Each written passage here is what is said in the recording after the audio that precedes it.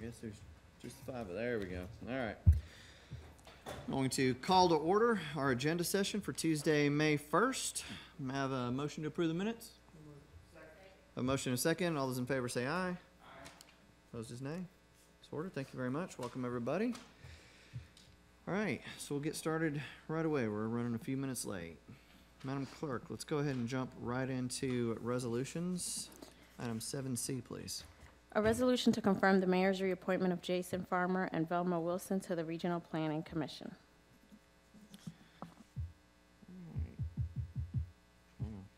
Okay, there we go. Got no questions on this item.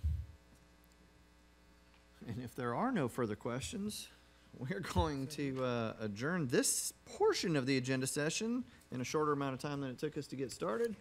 And we are going to move into Public Works and Transportation by Chairman Mitchell.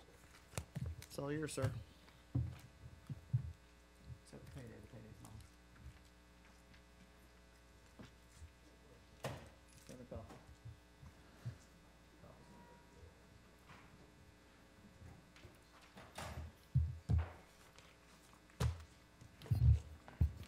Can I get approval of minutes? All those in favor? Aye. Aye. Okay. Okay.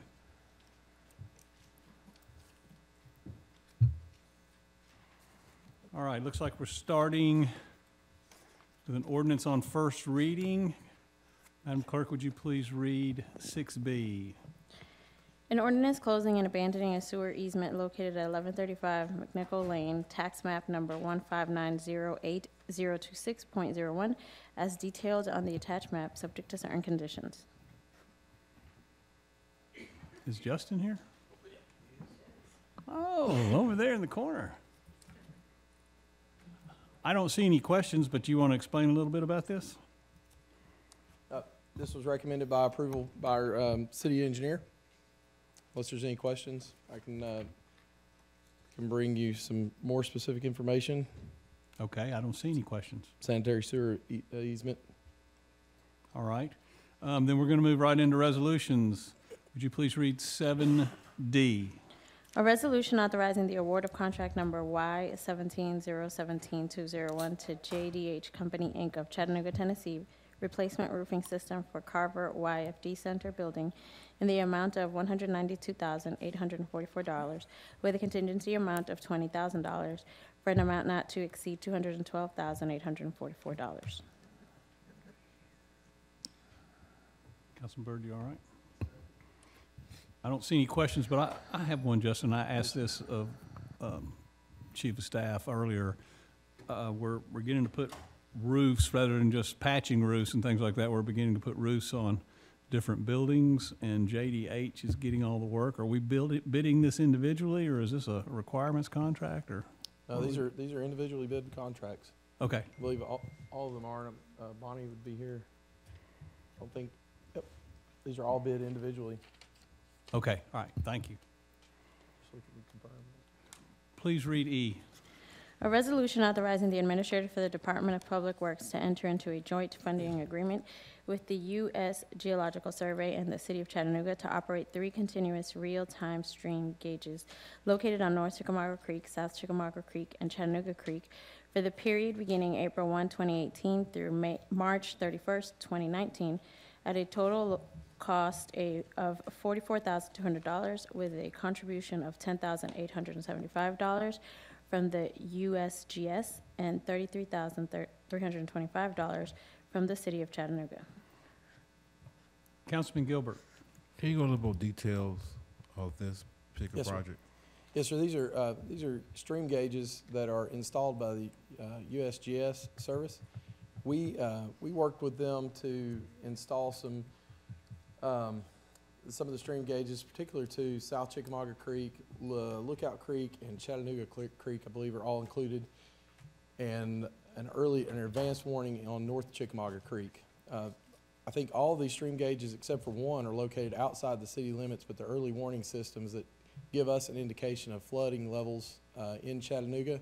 They're currently collecting data and would later, after we have more information, over time, be able to provide us a little bit more predictability about stream levels and where they would end up after heavy rainfalls.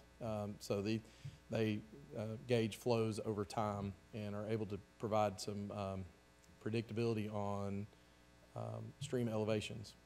So in other words, we'll know earlier on some streams going to overflow and crest higher than what, 25. That is the goal, and each stream would have a different flood elevation, but it is the goal to be able to provide a lot better predictability when streams would overflow or crest, so that we could provide early warnings to roads, road flooding that causes closures, or impacts private property owners. And one more question. I know it's right down from Chickamauga Creek, that street on Shallowford start flooding again. So I need to talk to you later on about that if you get a chance. Yes, sir. Thanks. Okay, thank you, sir. Please read F. A resolution authorizing the administrator for the Department of Public Works to renew contract number S16011 with ASA Engineering and Consulting, Inc., Barge Design Solutions, Craig Design Group, Santec, and WM Whitaker and Associates for one-year blanket contracts with 5 professional firms on-call landscape architect design services for year 2 of 2 estimated at $500,000 total annually for all 5 professional firms for use by all departments. No questions? All right, we're going to move to next week in Public Works, and it looks like we have 2 resolutions there. Please read 7G. A resolution authorizing the approval of change order number 1, CDM Smith, Inc., relative to contract number W12024-101, MBWWTP, Solid Process Optimization Implementation, Phase 3, Centrifuge and Digester Upgrades, a consent decree project for an increased amount of $334,500 for the revised contract amount of $1,708,50. Sorry. Consent decree item, I see no questions. All right, please read H.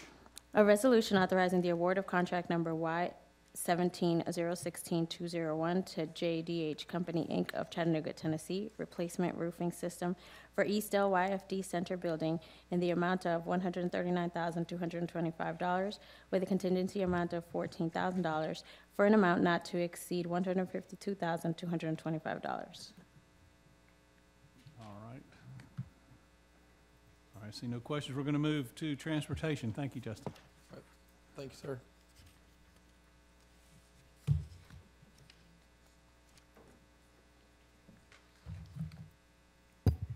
How are you, Mr. Bailey?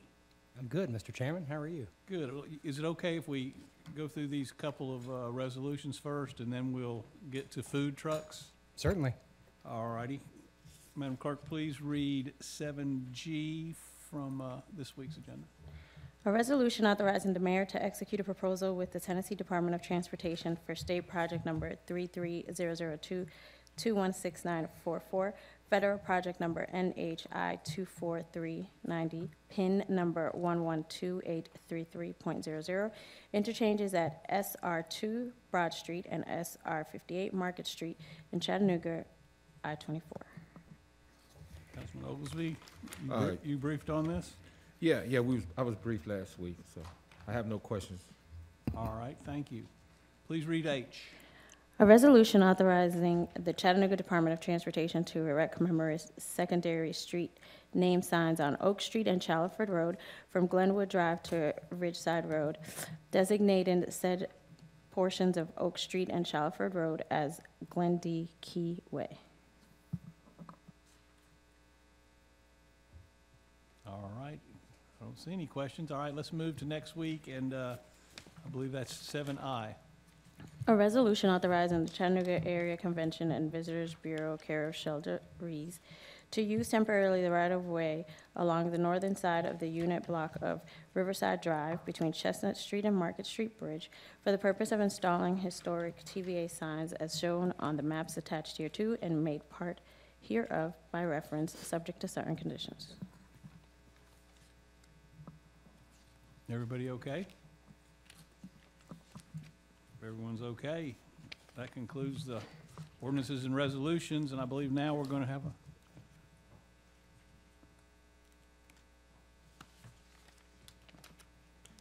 a okay. May I ask a question to Public Works before we go into transportation on an item for this evening, so we don't have to cover it at 6 o'clock? Sure. All right, thank you very much. Justin, are you still there? There you are. Justin, for the sake of time this evening, we have a lot to do. I was wondering if you could answer a couple of the questions I had in regards to how we purchase our recycle cans and trash cans. As I've noticed throughout the year, we seem to pay a lot of money for these and go through quite a few. And I had a few questions that I'd sent by email. If you would cover those, please. Yeah, I appreciate your questions. I have Rashonda Wood. I'll ask her to make a couple of comments about the process, and I can brief you on briefly what we've done in the past and how our operations may have changed over time. So previously, Public Works Department only managed garbage containers. We didn't have a rollout recycle cart program until 2013. Once we implemented the rollout recycle container program, we increased our number of carts by about 30,000, a little over 30,000 carts throughout the city. So our inventory throughout the city is about $5.5 million in garbage containers and recycled containers. That volume of containers has to be maintained. So the mechanical trucks are difficult, or they're pretty hard on the containers. They damage the containers. Sometimes people damage the containers. Sometimes the containers just get worn out. An increase in curbside services using the carts is part of the increase. We've been purchasing the carts through NJPA, which is a cooperative purchasing contract. We've purchased carts in a number of different ways over time. That's kind of where we're at. We've typically spent about $150,000 a year annually, year over year, since I don't know, probably the last 10 years estimated. After the recycle carts program came on board, we've spent a significant amount more purchasing carts. So we've had 30,000 additional carts. Part of that was funded by a capital project, but some of that is funded by operations annually. And we program for those, for the replacement of those carts as well. I'd ask Rashonda to speak to what happens when a customer requests a cart and why you continue to see cart purchases come before the council. Thank you. Oh, for you, Sean. Hi, good afternoon. Good afternoon. Okay, so there are several ways residents can go about requesting garbage containers. Mostly it's done through our 311 call centers where requests are initiated. Residents can request containers for new construction, or if they're moving into a new home that will require a new container. Also, if their container is busted, lid damage, wheel damage, then they'll enter a request and it'll be submitted to us for container repair or replacement. A lot of times, a lot of repairs that we have, we still have a lot of old cans. Since we started the automated service back in 1996, which was 22 years ago, we're still having to replace those worn out cans. And so last year alone, we replaced, we had 5 loads of recycle and 5 loads of garbage containers that were replaced in 2017. How many's in a load? 624. 624, Mhm. okay, thank you. So we did 5 loads for 2017. And I understand we recycle the parts and some of the, I guess, the Yes. bulk container is sent for and sold off actually to a third party? Is that what I Yes, found out? to a plastic recycle company. So they're all recycled? Yes. Okay, so we don't have mountains of these things Right, sitting around gathering mosquitoes anywhere? correct. Okay, very good. Thank you. Thank you for that presentation. We've seen that quite a few times, and some people have asked me, do we go through, we spend a lot of money on these containers, Mhm. and that's because we're going through a lot of containers and the need for recycling and the addition. Yeah, we've so- got a lot of new construction that's coming into Chattanooga, so that's a need for garbage cans. Also the cans that we have, now we have to consider weather as a factor. Also the cold and hot, and also sometimes citizens damage as well as, damage by trucks. Very good. Thank you for that clarification. Thank you. Thank you, Rashonda. And I failed to introduce Rashonda as her new position. She's no longer at 311, and many of you Yeah. would have recognized her from 311. She's our new sanitation manager, responsible for garbage collection, recycle collection, bulky trash, brush collection, and wood recycle center. So Mhm. Rashonda has her hands Yes. full and Yeah. has a recent new promotion. So Yeah. I didn't introduce her as her new role. I just was assuming you all might Yeah. might have known. I realized They you know. probably didn't. So thank you, Yeah. Rashonda. All Thank right. you, Councilman Ledford. Thank you for the update. Mhm. Thank you, Mr. Chair, for indulging my request. Thank you. All right, Mr. Bailey. Mobile food trucks. Okay. Is there any other kind besides mobile? I guess there are. They could take the wheels off of them and they wouldn't be very mobile, I Well, guess. those are, it's a good segue. Those would not be allowed by what's being proposed. Oh, really? They have to Okay. be mobile.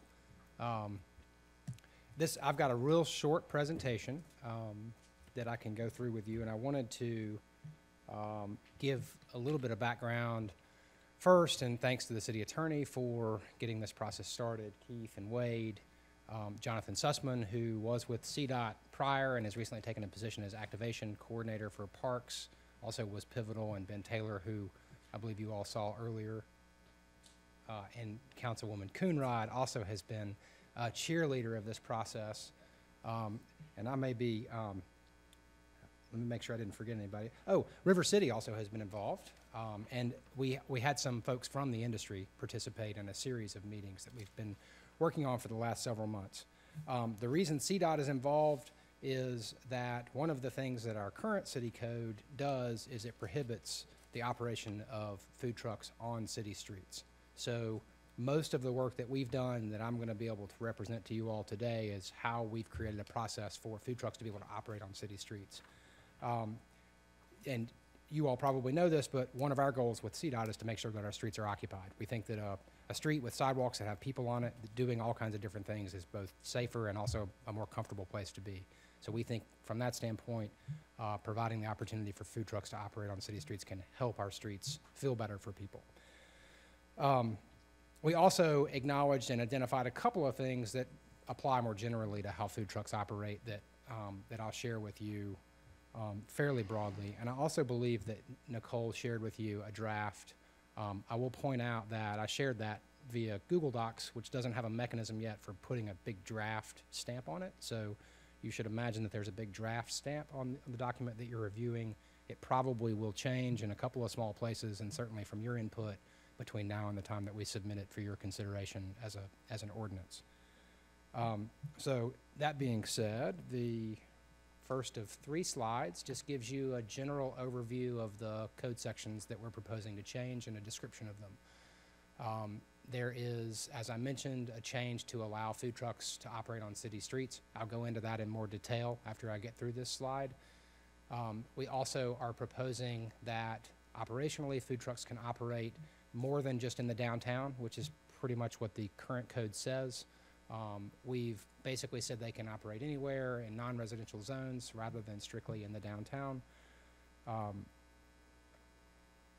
And then moving to the next one, changing the hours of operation so that they can align with nearby businesses. For example, some businesses stay open late, and if they serve food, a lot of times their kitchen closes. It would be nice to have an opportunity for patrons of those late night establishments, as long as they're in approved locations, to be able to buy food at the same time that they're at that establishment.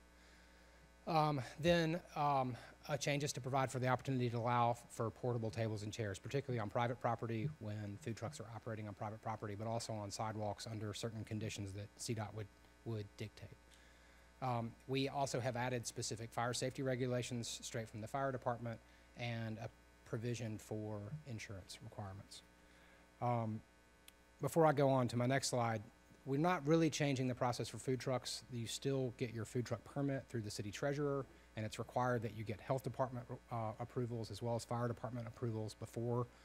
We had a coordinated meeting last week with someone from Treasury, someone from Fire, someone from the Health Department, the City Attorney's Office, and so I feel like we're pretty well coordinated on how this is going to work.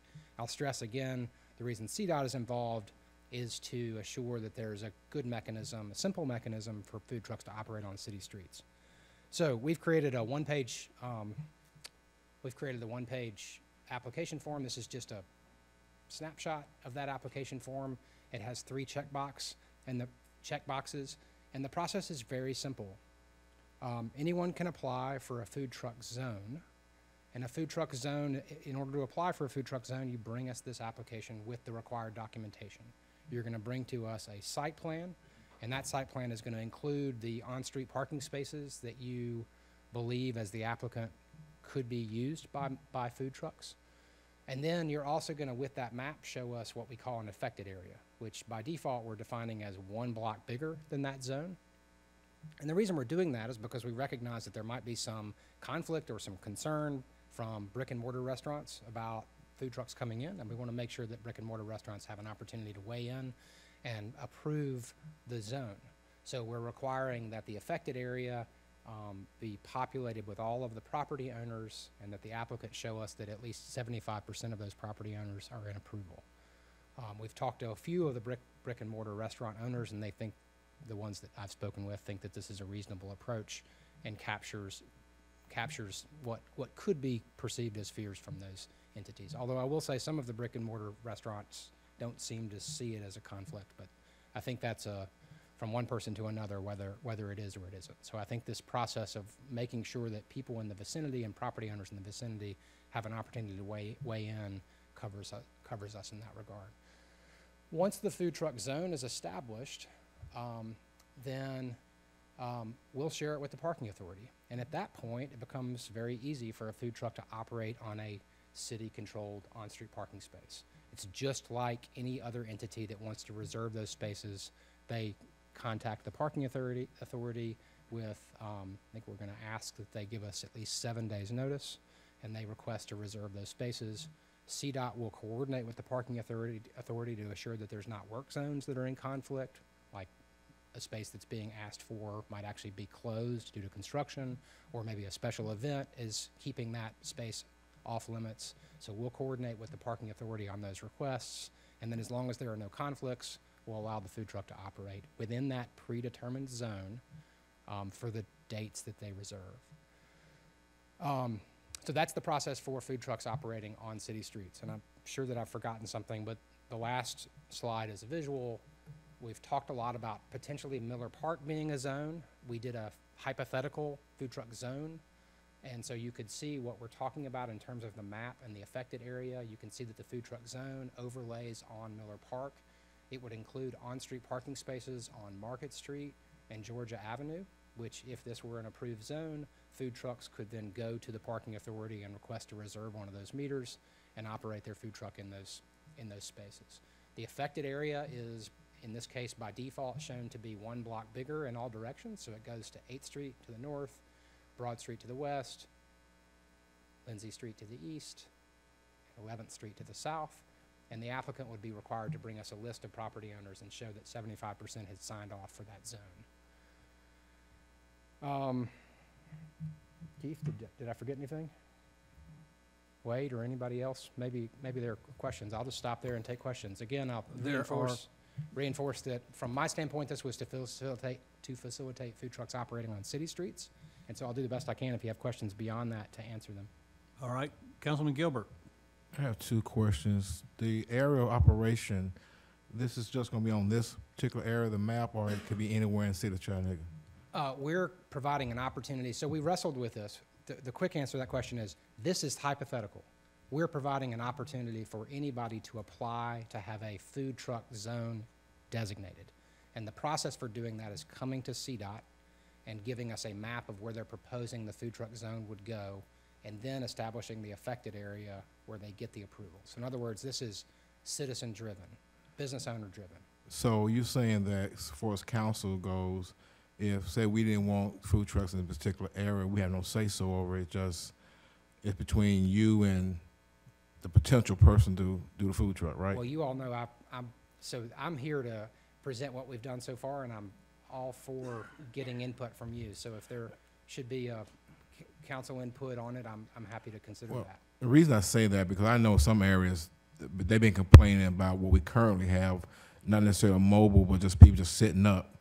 And I know that this comes up, they're gonna say, well, why we wasn't told, blah, blah, blah. And I can tell you the areas when we get through later on, what they did not want it. The other question is parks, city areas. Are we going to allow, for an example, we had a function down at Sturkis Park, which was nice, they was there, goes in a park. Are we gonna allow them to go to different parks and set up? Because it makes sense what Chip Henderson said, or Councilman Henderson said earlier. It'd be nice to do have them at parks so that people don't have to travel so far to get food. So are we on? I totally agree, and I think the Sturkey Farms example is maybe a good example. I think that was permitted as a special event, and food trucks can operate through special events. So that would be one way to accommodate food trucks in parks. If we want to provide a mechanism for food trucks to operate in parks on a regular basis, on a day-to-day basis, that would apply to some of the changes we made regarding food trucks operating on private property. Maybe it should be reworded to say non-city right-of-way, because obviously there's not private properties, but they're properties that are distinct from the right-of-way. I'll make a point to ask the folks in parks and open spaces how they might want to address that question. Okay, thank you.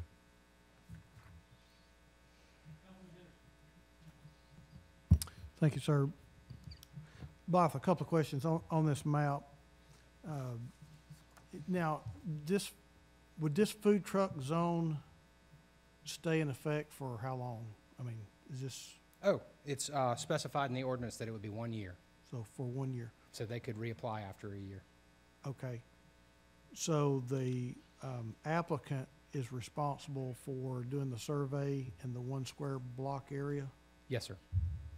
And so he would have to do, they would have to do that again after a year? Yes. And is this survey something that the owners would fill out, or are we taking their word that everybody came back and said we're good with it?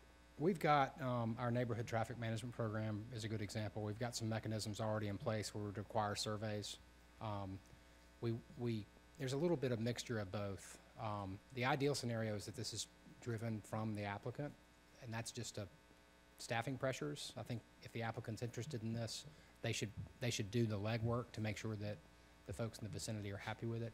But our office would be available to help, and we would have to dictate that we've got final authority, which is what our permit says. We've got CDOT can, if there were a restaurant, say, in the top left corner that we felt like needed to weigh in, we could say your affected area needs to be bigger than this. So we need to approve the affected area, which is the same as with our traffic management, our speed hump program. Yeah, okay. So we would not reinvent the wheel, but reuse a lot of what we've already got in place in terms of these surveys. And once a food truck zone is established for 1 year, is it just for the person that made the application? No, and I'm glad you asked that question. We anticipate that neighborhood organizations or groups that represent areas would apply to have food trucks. A food truck operator could apply, anybody could apply, but it's not just for the applicant. The food truck zone then becomes available for use by any permitted food truck vendor. Okay. And then, do I need to yield and go to somebody else? I've got a kind of a follow-up from 1:30. Follow-up. Thank you. So, in a recent visit to Charleston, there was an area, and it looked like it had been sort of facilitated maybe by the city of Charleston, but they had I'm gonna call it a food court area, but it was kind of open food court area in a section of town that was pretty close to town, but and I noticed that it had a lot of younger couples with small children, and I just made the comment. I was there with my family, with my son and daughter-in-law. I said, "There's a lot of young families here with kids." I said, "I wonder what the draw is," and they said, "Well, you can come. They were telling me, and they've got a small child. You can come get something great to eat and not have to sit in a restaurant and try to, maintain your child." And I thought it would be, great not maintain your child, make your child sit in a seat. I mean, these kids were kind of up and roaming around. There was a lot of other kids there. It was a real social event. Wasn't anything that you felt like you had to, have your child quiet or, not running around. I thought it would be a great idea maybe to facilitate. This was more facilitated by restaurants that was located in a building, something similar to like the Walker Pavilion is, where you could go in. It was almost like a food court in a mall, but it was more of an open area type deal, outside event. But I thought it would be, if something worth looking at that we could facilitate with food trucks, where we could set up a zone. And what was made me believe it was all part of the city is it was right next to the city's innovation district. They had an innovation zone building, much like we have the Edney building. I didn't know if that was something that we could sort of create as a way of helping, some of our young couples. It could be a social event as well as a place where the food trucks could go and sell their product. People could get something, good to eat, as well as letting their kids run around. They didn't have to worry about kind of constraining them like they might in a restaurant. It just looked like a neat concept that I thought possibly somehow we could build on. But then the other thing is, and I think I'd asked this before, is in the parks, setting up areas in the parks so that maybe they become, or either parks or historical kind of landmarks, I guess what I'm trying to say, landmarks in the city of Chattanooga that might benefit from something like this.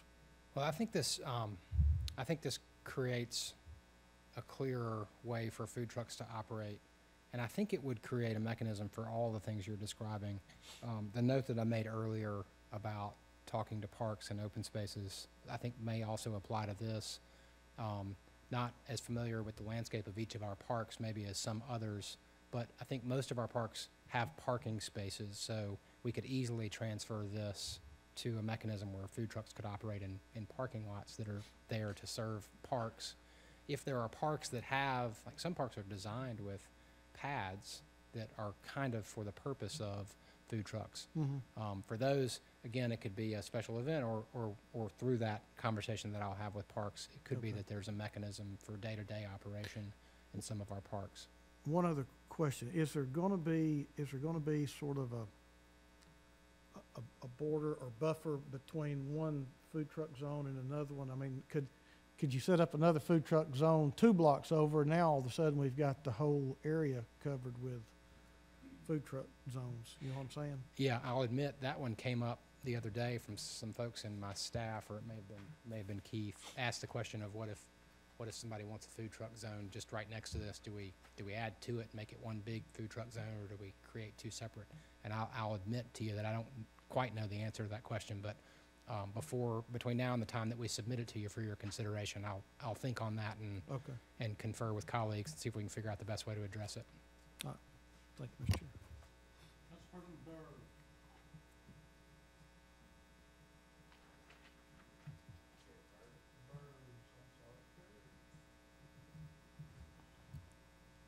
Thank you. So if I've got this straight, this is open to the whole city. It is applicant-driven, and it's on public streets, right? So theoretically, some dude in Belvoir could decide he wants to sell sandwiches. He would go on Marlboro. He would go to the neighborhood association, and I think, Councilman Gilbert raised a good question about making sure that there's some sort of council, at least notification, which I think would help with what you're going for. We also have in the existing code, and we're proposing to change it to expand a little bit, but it still restricts food truck zones from being in residential zones. so there is no residential zone. The way that the current code is written is basically restricted to downtown and form-based code. The way Right. the way we're proposing to change it is that it would go citywide, but you still would be restricted, you would be restricted to non-residential zones. Okay, so in further out, you either have the main roads, like Hickson Pike or Brainerd Road or Lee Highway, and then the rest are residential. Where are you foreseeing them happening? I think it's a great idea. Where are you foreseeing these things happening? Well, as a government person, You don't foresee anything. no, I don't. So when this first got brought to us, Yeah. there was a question about whether CDOT was going to establish the zones. Yeah. And I was somewhat resistant to that because I don't think, I would rather the market and the demand dictate where these go. So I felt like it made sense for us to create a mechanism for it to be citizens and business driven. That was the way we approached it. And again, though, we saw some places where we could improve, we could make it clearer how food trucks operate on properties as they currently do. So the proposed changes do include some mechanism for how food trucks can operate on properties in non-residential zones. In non-res, Now, a lot keep of, in mind, Brainerd and Hickson Pike don't have on-street parking. So that wouldn't be something that would probably come to CDOT. There's not really availability. well, of you on-street mentioned parking. parks, and we have some great public pocket parks all over the area. They're in residential zones. So the residential piece would trump, right? Well, I made a note based on one of the comments, and maybe it was Councilman Henderson. Some of our parks are zoned. Some of our parks obviously are in residential areas, and therefore they're zoned residential. Some of them are not zoned residential. I think that based on some of the feedback I've heard already, it may make sense to say non-residential zones or parks within the boundary of the parks.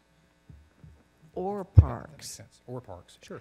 Yeah. Well, see, the thing is, we're really pushing parks in residential zones, which is a whole different animal. So are you saying, hopefully, that being in a residential, an R1, if you will, trumps? I mean, what would take precedence? That it's a park or it's in a residential area? Well, I'm going to answer that two ways. Based on what I'm presenting, again, my role was to make sure we could have food trucks on on-street parking spaces. So Okay. now we're talking about parks. I think from the input I'm hearing and just from what I'm thinking is that there is some benefit to food trucks being able to operate in parks. Some parks are in residentially zoned areas. So I believe I'll propose, subject to parks and the attorney and others being involved, that we say that food trucks can operate in non-residential zones or parks. That way, as long as it's confined within the park area, you could have what Councilman Henderson is talking about or others are thinking about and have that activity occur in the park. As long as there's not, I think the intent of the residential was to keep food trucks from being a nuisance to residential areas. That's right, and if I may, Mr. Chair, in these areas, there is on-street parking, and there are public roads, and these are small parks, and this would allow somebody to set up their food truck there, correct? Yes, based on what I just said. And they would go through the neighborhood association? They could apply for a food truck zone, or there may be a mechanism that we add before we submit to you so that food Just trucks so can people operate know in about parks. it. The And purpose of the food truck zone is to establish an area within which on-street parking spaces can be used. So if the desire is to use food trucks in a park where there's not parking spaces, there would need to be something that was added to what I have currently. And I'm going to consider that, is what I'm trying to say. Yeah. Okay, thank you. Councilman Smith. Thank you, Mr. Chair. Hey, Blythe, we keep saying food trucks. Did you mean me? All right. Okay, thank you. Are these, does this ordinance, as you see it, and considering this is on city street, does this cover beer trucks? I'm going to look at Keith. I think the answer is no. Doesn't it say we can't we can't sell alcohol from them?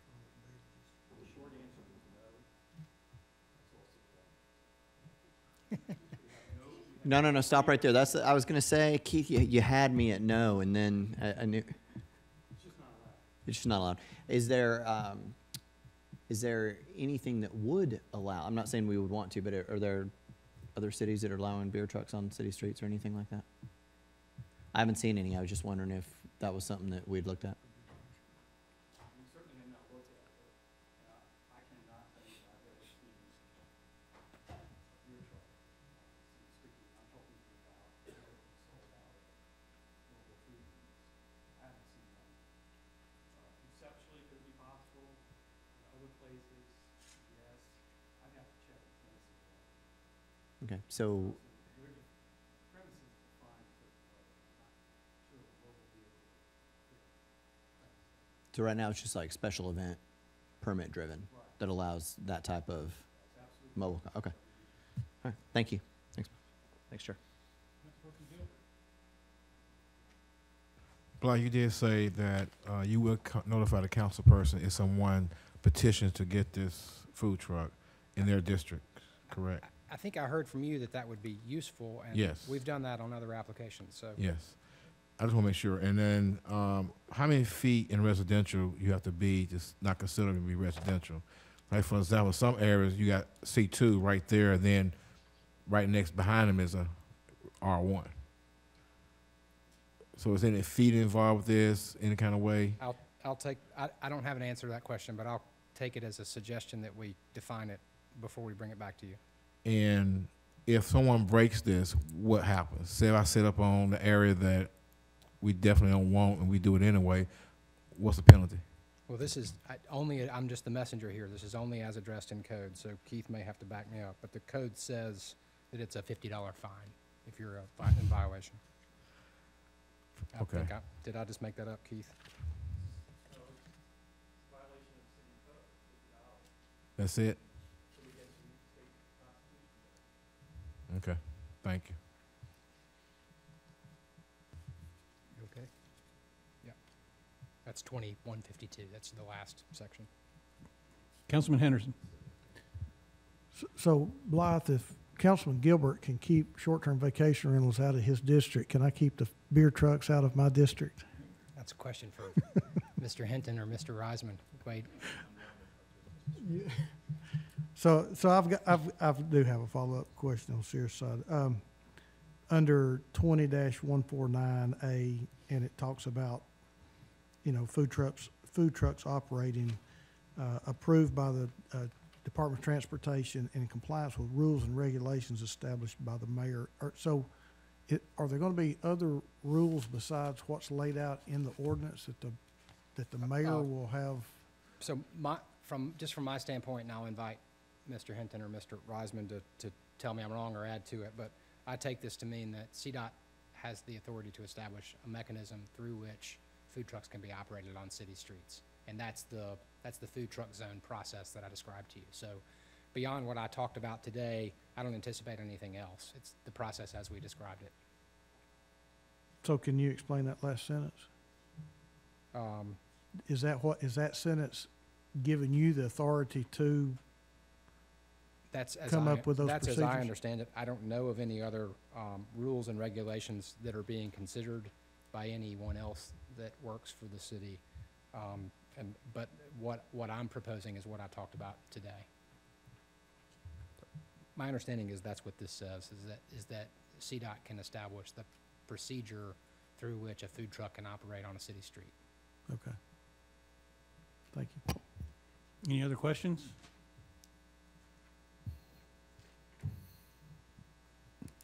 Okay, I've got just a couple of quick ones.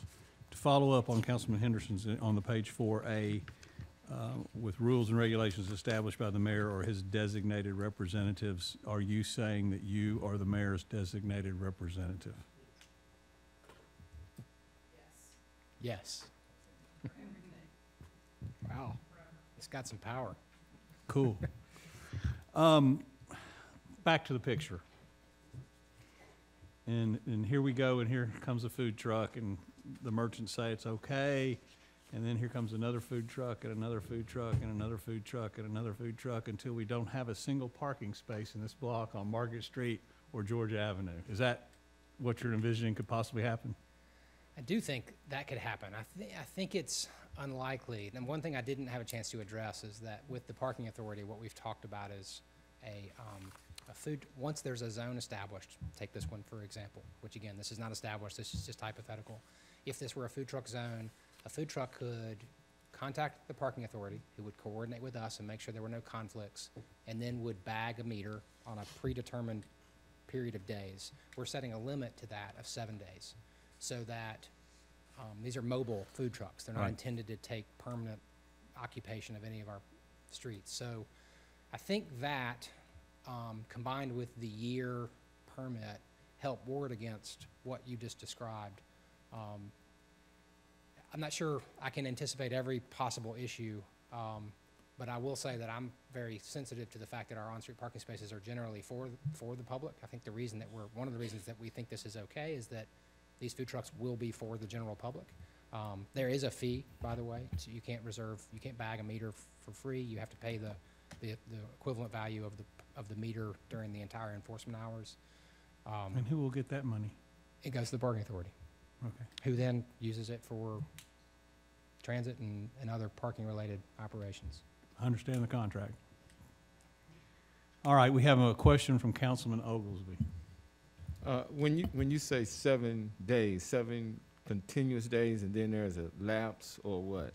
We think that they can reapply to have them bagged again, but they can't do so for more than 7 consecutive days, which provides for the opportunity for us to weigh in if, there's complaints from other businesses who say that their customers don't have a place to park because food trucks are in the spaces. Or if there's more food trucks that want those spaces than there are available spaces, we can set up some sort of a system that responds to that demand.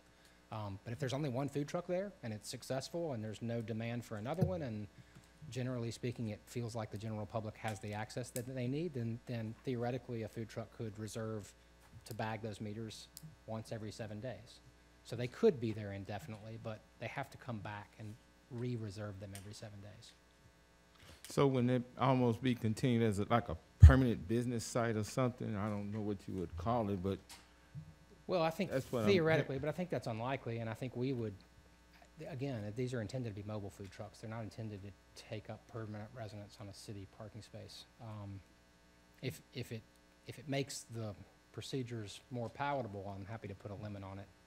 It was one of those things that I felt like, as long as we can,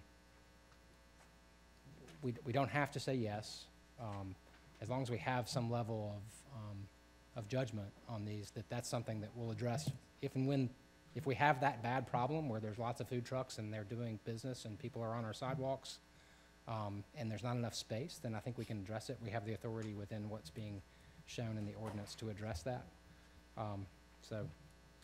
okay, my thing is, just not having a food truck that's there 52 days a year. Right. And, I think Councilman Mitchell brought it up, the availability of parking spaces for people, just visiting our downtown. So, that's a concern if you got a food truck having that spot for 7 days Yeah. continuously. It may be useful for us just to specify in the ordinance or in our regulations, or both, that we can prescribe a limit to the amount of time that a food truck can be in operation in the same place, just to sort of keep it more mobile. Yeah, because my thought is, it's a food truck, so you would think you would want to be mobile versus Sure. being stationary in that one spot continuously over time. So, thank you, Blaine. Sure. Mhm. All right, any more questions for Mr. Bailey? Thank you.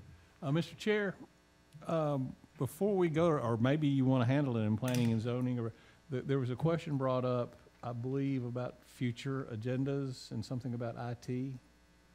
And the administration said they'd come to us at 3 o'clock about something. When do you want to handle that? You can handle it right now if you'd like to, sir. That would be great. Mr. Ledford, I believe it was your question, wasn't it? IT. Yes, it was an overview on that item in future considerations. All right. Do you know what that is, Brent? You're talking about the smart homes Yes. contract? Yes, What's your we do. question? Yes. Oh, I was hoping to get more information on the overview of the scope of the work. Oh, well, it's a blanket contract, so it could be anything from like what we did here for you, or we're mostly looking at conference rooms and things like that to set up. Yeah, it's real simple. No. Nope. I didn't hear the second part of what, like you did here, and then what? Conference rooms. Conference rooms? Right. Okay. So we have a large conference room inside the DRC. We have several smaller conference rooms and setting up projectors and things like that. So we would utilize that contract for that. And they would handle all that for us under this Mhm. contract? Correct. All right. Councilman Gilbert? Real brief, I was at Brainerd Center the other day and I asked them about their cameras and they said they have not received any. Where are we at with that area? As of right now, I'm not sure where we're at with those cameras. I know that the cameras are on schedule to be put in place there. As for placement, too, I know there were some questions about placement of the cameras. We don't have anything to do with that. That's strictly with the police department, which you'd have to take up with them. Well, I'm not necessarily placement, because I think that's going to be a partnership with youth family development and police because of they know the area a little bit better. But I'm referring to areas that's hidden, like currently on Brainerd, on the backside of that center, you can't see nothing. You can do whatever you want. I have constituents complaining about people cutting the fence, going back and forth through the fence. So that's why I'm asking, do you have a timeline that get them cameras at that particular center? It's based on the timeline that we've got put in place with the police department and setting them up. So as far as I know, they're still on schedule to be put out there. I don't have the date right away, but I can get it back to you. Yeah, give me a date so I Sure. can let them know. Thank you. Anything else? Thank you, sir. Yep. With that, we'll go to Planning and Zoning Committee. Councilman Ledford.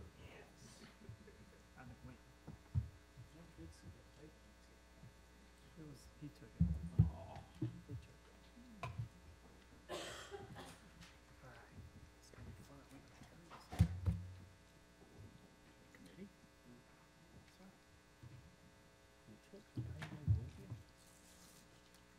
Yeah. I had to guilt her into getting me a payday. I wasn't gonna give it up. Good afternoon, everyone, and welcome to the always exciting and adventuresome Planning and Zoning Committee. May I get approval for the minutes? So moved. Thank you very much. Properly seconded. Hello, Mr. Bridger. Good afternoon. How are you, sir?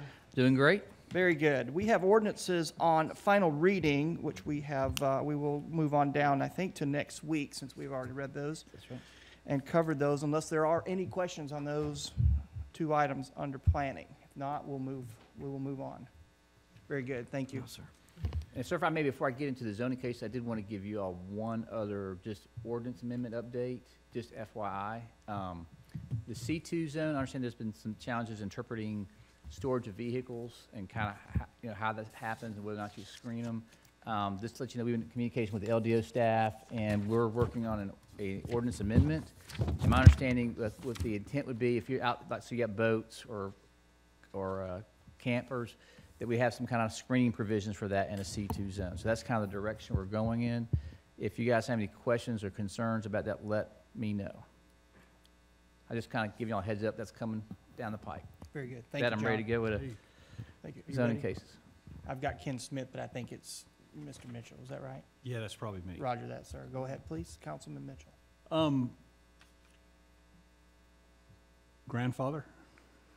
By law, I mean, clearly, any kind of zoning, now, leaning on my city attorney friends, but, any zoning change, if it's a legal non-conforming use, any new zoning requirements do not apply to a legal use that's legal at that time of adoption. So I don't think you can do it retroactively. Okay, so the storage facilities or storage facilities that were supposed to be set up as storage units and basically become parking lots for boats and RVs and things like that. But because of that, they weren't required to fence or Right. block. So those will continue to be able to do that even with a new zoning change. That's right, you have to do screening, make sure they screen it. That's the thing, is they'd have to, so whatever you're doing now, and I'm looking at both my city attorney rep and my LDO team, if it's legal now, the new standard doesn't change that. Now, if you're doing a new development, this would apply. Or a change of use, this would apply, right? Yes. Okay, so the ones that are operating Yep. technically right on the line, so to speak, are going to be okay without having to do that. Yes, Okay. that's my understanding. Thank you. Yes, sir. Any other questions on this item? Very good. Thank you, Councilman Mitchell. John, you ready to move on into our first item under 6A? Yes, I am. Then let's go. It's a doozy.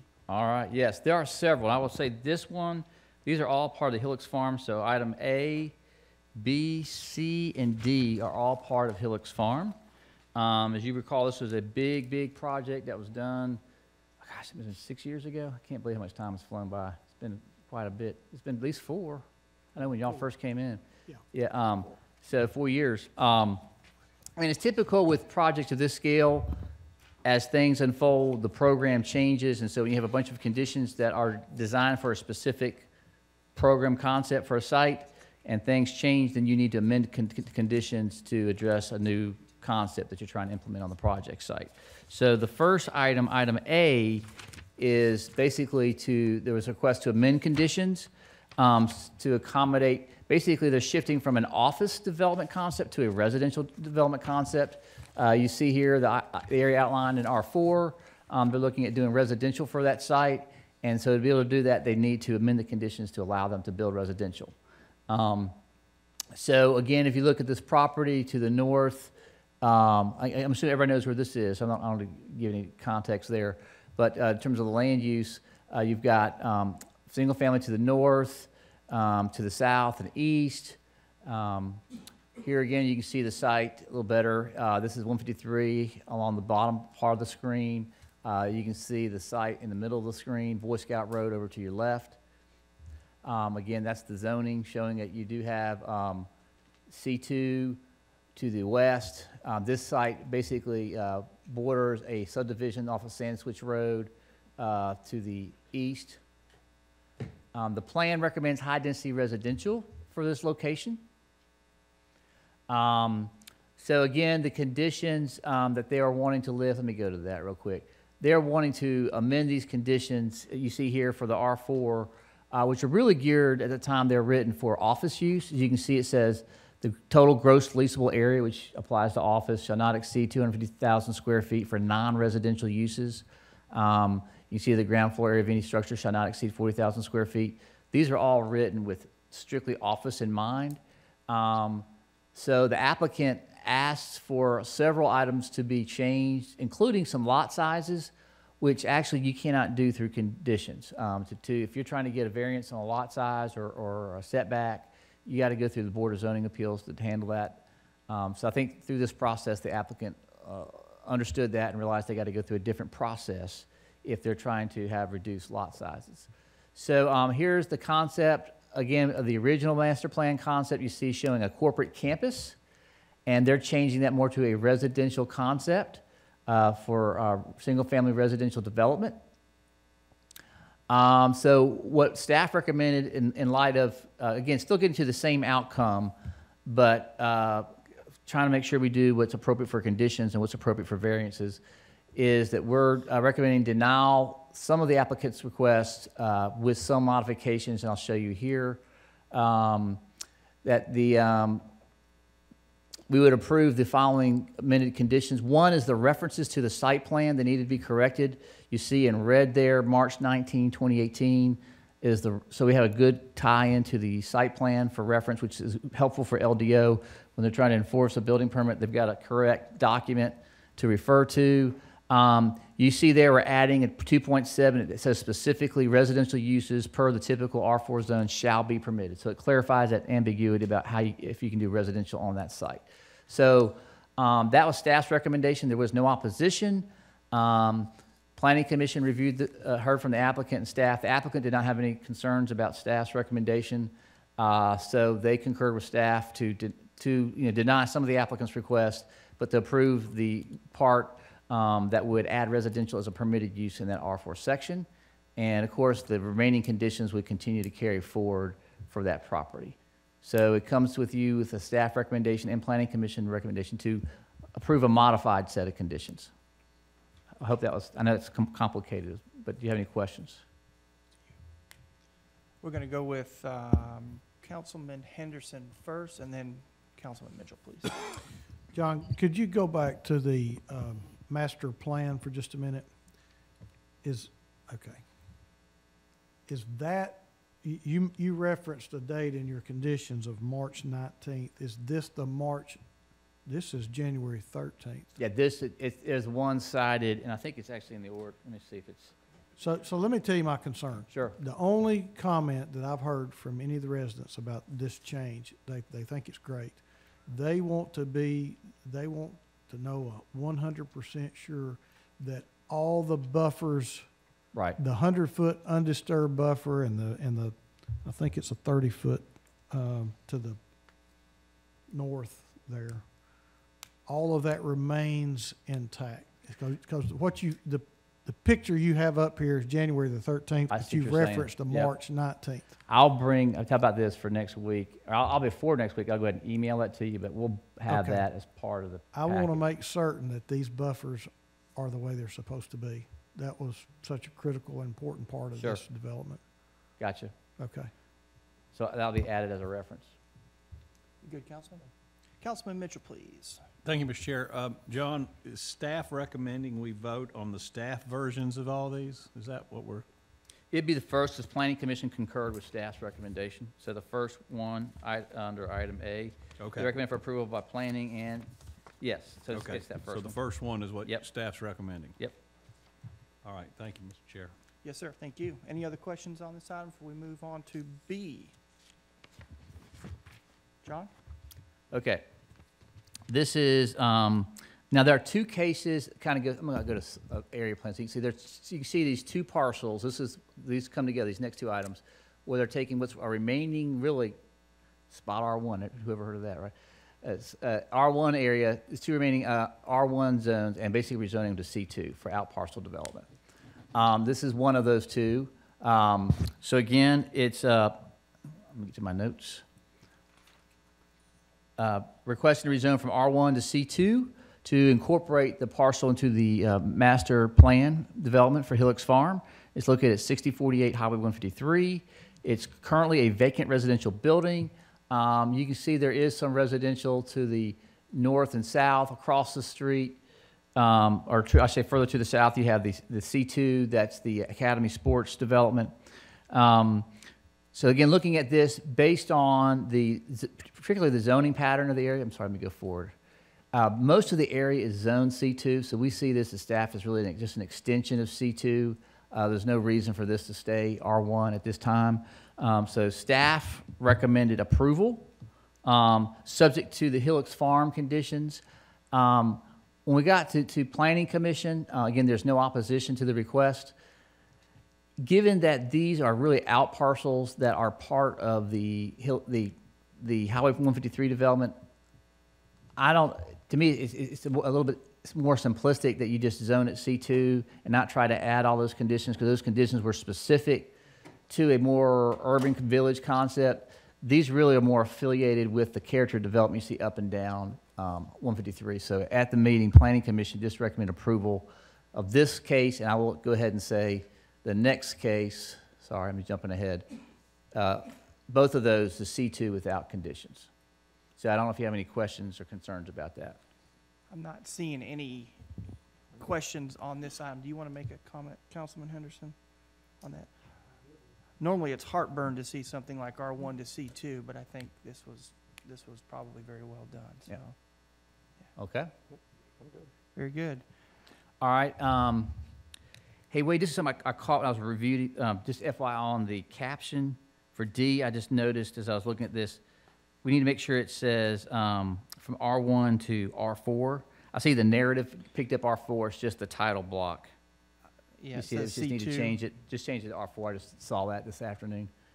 So we can just change that out real quick. Is this it? No, let me go forward. I'm sorry, Yep. guys, I'm jumping around. Good call. I made a side note on that, John. All right, here you go. This is, again, as part of the redevelopment concept for the R4, where they're doing that residential single family. They want to go ahead and rezone this slice that was C2 to R4 to be consistent with the residential concept that they're planning for this part of the site. You can see that little sliver. Again, they're going from C2 to R4 to accommodate that residential development. Again, there's the site plan that we're talking about for the residential development. Again, the Highland or the Hickson North River Plan recommends medium business mix for this location. Actually, that should not be medium, but that should be residential. I'm not sure why it's saying that. That's wrong. It should be higher density residential, as I recall, for that site, as far as the Hickson plan. I'd say my staff, we had like 30-something cases, so they were burning the midnight oil trying to get all this together. But that should say higher density residential. So again, we feel like the request is compatible with the recommendation of the Hickson North River Plan, that again, you're incorporating that lot in the overall development, and that the prior conditions that apply to R4 would also apply to this site. So again, we're recommending approval of that subject to the conditions for the Hillocks Farm area. So again, there's no opposition. Planning Commission found the use was compatible with adjacent land uses, and they concur with staff's recommendation to approve subject to the conditions identified through for the Hillocks Farm development. Does anybody have any questions about that? So essentially, it's just, again, some changing of the development program on the site. Because the development program is changing to residential from office, they had to move some of their zoning boundaries around. Very good. Seeing no lights. Okay. I will say there was a lot of, those three took a lot of staff time figuring out how to unwind that one, if you can imagine. Yeah. Okay. The next request, this is in North Chattanooga in Councilman Mitchell's district, I believe. This is a request to rezone from R1 to R3 to really accommodate an existing 5-unit apartment building. So it's already there now. It's in existence. They're just trying to align the zoning with the current use of the property. It's right across the street from Aretha Frankenstein's, a great place to get breakfast. I recommend it. Sidebar, sorry. Stay on track. Stay on track, I'm sorry. I diverse. It's getting late, I'm getting hungry. But it's an existing home, 5 off-street parking spaces. Here you can see the zoning. It's currently zoned R2. C2 is across the street. There is some R3 to the south. So there is some precedent for R3 zoning in this area. You can see where we've had a number of different rezonings in the past to upzone this particular node, which is, if you've been there, there's already some office commercial going. So this is considered, again, a comparable development adjacent to a commercial node in an urban neighborhood. Here you see the site plan showing the 5 parking spaces in the rear.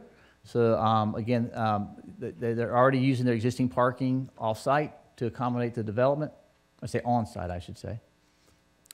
The North Shore Plan recommends urban medium to high density residential, and that includes detached single family, but as well as 2, 3, or 4 unit residential developments and multifamily of up to 8 units or less, as long as it's appropriate on a case-by-case basis. And again, since this particular property is right adjacent to an existing commercial node, staff did not have any issues. We recommended to approve, subject to no more than 5 residential dwelling units. And again, that's just to make sure it doesn't become more than what it already is, appropriate for that site. There was no opposition at Planning Commission. Planning Commission concurred with staff's recommendation to approve with no more than 5 residential dwelling units. Councilman Mitchell, you good? Nope. Well, I might be good. I just got a couple of questions. Sure. First question is, was there any opposition? No. All right. Second question is, let's say they get this zone and they just tear this baby right down, which is known to happen in North Chattanooga these days. How tall can this rebuild be? You're up to, it's a 35, you have a 5, I'm sure there's a lot of record. It's a Dallas, correct me if I'm wrong here. 5 feet on the sides, but for up to 35 feet. Every foot over 35, you got to increase your setback by another foot, right? So one other option, if you wanted to add some more protections, you could say subject to the retention of the existing structure. We've done that sometimes for office zones. I mean, that could be another condition that we've done in the past.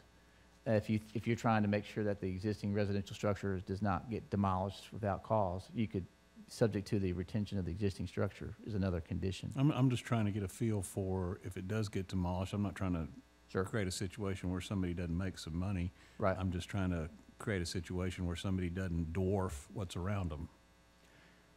I mean, And I do have some images, by the way. I think let me go back. So here you see the site there. It's has the feel of a 3-story structure almost, 2.5, because of the grade change.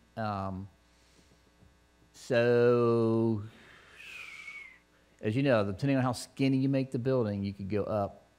I mean, I don't have a scale, so I couldn't say exactly how much taller they would get. Dallas, you got any sense of that? I would say the best thing, if you're trying to protect against that, is you just say subject to retention of the existing structure. And if they decide they want to tear it down, then there's a review process for looking at, see where I'm going? They have to amend conditions if they wanted to tear down and rebuild.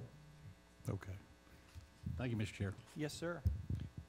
John, I'm not seeing any other lights. So let me mention, moving on, F and G are coupled That's correct. together. Yes, they are. They're two very similar concepts. And maybe as far as briefing, it's a similar approach. What they're wanting to do is go to RZ1 to allow them to subdivide the parcel into 2 lots, if I can find. Well, you can see what was done just to the south of here, was done just to the south of the site where they rezoned to RTZ1 and then basically created another parcel to the rear with a small flag to the front to allow for a sewer to access the rear property. You see the 2 case numbers, 2018-056 and 052, are to the north of this. So essentially approving this would mean that pattern would continue 2 lots going north. Staff in reviewing this, again, is concerned about the precedent of this going up the street. Now, the applicant noted at Planning Commission that, again, I can't confirm this, but he noted that essentially, once we approve this, it's not likely to go further north because of the access changes. And you do see, as you go further north, it looks like maybe a small alley. However, again, we're always careful about the precedents we set in terms of zoning, and the concern staff has is you're really substantially increasing the density on this street. Going to RTZ, where he has 1 unit per lot, now you're going to have at least 2 units with, on 2 separate small lots for those 2. And so the question becomes, where do you stop? Right. So staff recommended denial. There was no, come on now. There we go. Let me go to planning committee. There was, there was no opposition at the meeting. Planning commission decided, I guess, the use was compatible with the development form of the area, recommended to approve. So you got 2 different recommendations on this. Staff's recommending to deny, planning commission's recommending to approve. Council, if I may take 1 quick second. John, can you go back 2 slides? I think it was determined that the opportunity to do that was limited to maybe 2 more parcels. Is that correct? I think the nature of it would make it less feasible, but Right. well, there's a will, there's a way. Understood. I would say that. Yeah. Councilman Mitchell, please. Go back one more? You can go to the site plan or to where they're seeing the lots? Yeah, I've driven by here a lot, and so slowly but surely this has become a great deal more dense. I'm a little bit surprised that there was no opposition, because there was no opposition when we okayed this one that has the arrow just to the south of these properties. And I really felt like some opposition was going to turn out for Mhm. this one, because they didn't like that happened. Yep. But if you have no opposition, it really does, I feel, stop at these 2, because the alley, and people use that alley as ingress, egress, so to keep going that way probably would be a little bit tougher. Okay, I'll probably call the folks this week and see if they were aware of it. Okay. Good, Councilman? Thank you. Seeing no further lights. H, please.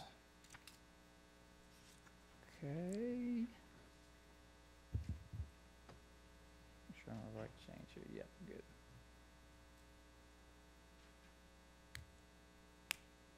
There we go. Okay. This is a request to rezone a property off of Knickerbocker from R1 zone to RTZ residential zone to accommodate a planned residential development, include both residents and townhomes. Let me get to the site plan so you can see. Well, actually, the site plan was a little challenging for us. That's older history there. Let me show you. This was what we originally got submitted, which is staff. When we saw the site plan, it was not a lot of information to determine whether or not to approve or deny. So we recommended deferral. But if it was going to get moved forward by Planning Commission, we would recommend denial, simply because if you look at the topography of this site, it's got a lot of steep slopes. And so we had concerns about having that intense a zone on a steep slope hill. Now, it does border, as you see to the north, there is an apartment complex to the north. So you do have higher intensity development along parts of Notting Hill, but also you have on the south and east, it borders some single-family residential. Here's the site plan that was submitted to Planning Commission. So you can see that came later after the staff report was put together. Let me show you again the history. I think it's important to understand the history of this site. There was some zoning history. In 2006, there was a request to rezone this property basically for an R1 PUD to accommodate 144 condos and 35 single family. It was, let me look at my notes, make sure I get this right. Yeah, it was recommended for deferral by Planning Commission, but it was later withdrawn. Then in 2007, there was another request to rezone it to R3 to accommodate 46 townhouses, 36 condos, and 17 single-family lots. It was recommended for denial by Planning Commission. And when it got to City Council, the applicant requested withdrawal, but Council decided to go ahead and vote to deny the request. So it's definitely had some history over time. And at Planning Commission had a similar situation. Applicant requests to withdraw. The Planning Commission decided to go ahead and recommend denial of the request. So it comes with you a recommendation from staff and Planning Commission. Well, staff was to defer, Planning Commission to deny. There was a request to withdraw at Planning Commission. So I'll show you the site plan. There's the I site. knew we'd have a couple. Who's going first? Councilman Henderson, please. John, I know that, that we had asked RPA to come up with the steep slopes policy, and I've heard you say this piece of property is on a steep slope. Yes. A couple of questions, I guess. One, when do you anticipate having something back to this council? That is a great question. For, I look forward to answering. Let me tell you where we're at. okay, We are, and this is, opportunity for our staff and challenge for us. We had two staff members accept promotion opportunities. One's become the director of open space. Another one's moved to LDO. So that's cut us, and we're down 50% upstairs in terms of doing our area plans. So we're trying to wrap up Area 12. We're still working on wrapping that, and we're still able to continue with Area 3, but that's impacted rolling out Area 2, and it's also affected our staff capacity to start the hillside study, to start it. So we're hopeful that we're going to get 2 of those positions filled in the next 3 weeks, but it definitely has set us back in a lurch. I would say on that project, we're probably at least a month and a half behind starting it. I know this is, and I don't want to send shockwaves or any Sure. kind of, white knuckle reaction, but I'm very concerned about what I'm seeing in some of these developments, especially on our steep slopes, particularly in North Chattanooga, where developers go in and clear cut a hillside. And I'm very concerned about moving forward with some projects Mm-hmm. until we understand and until we have some kind of policy that can guide us on some of these issues. So from what I'm hearing you say, it could be out a little Yes. while.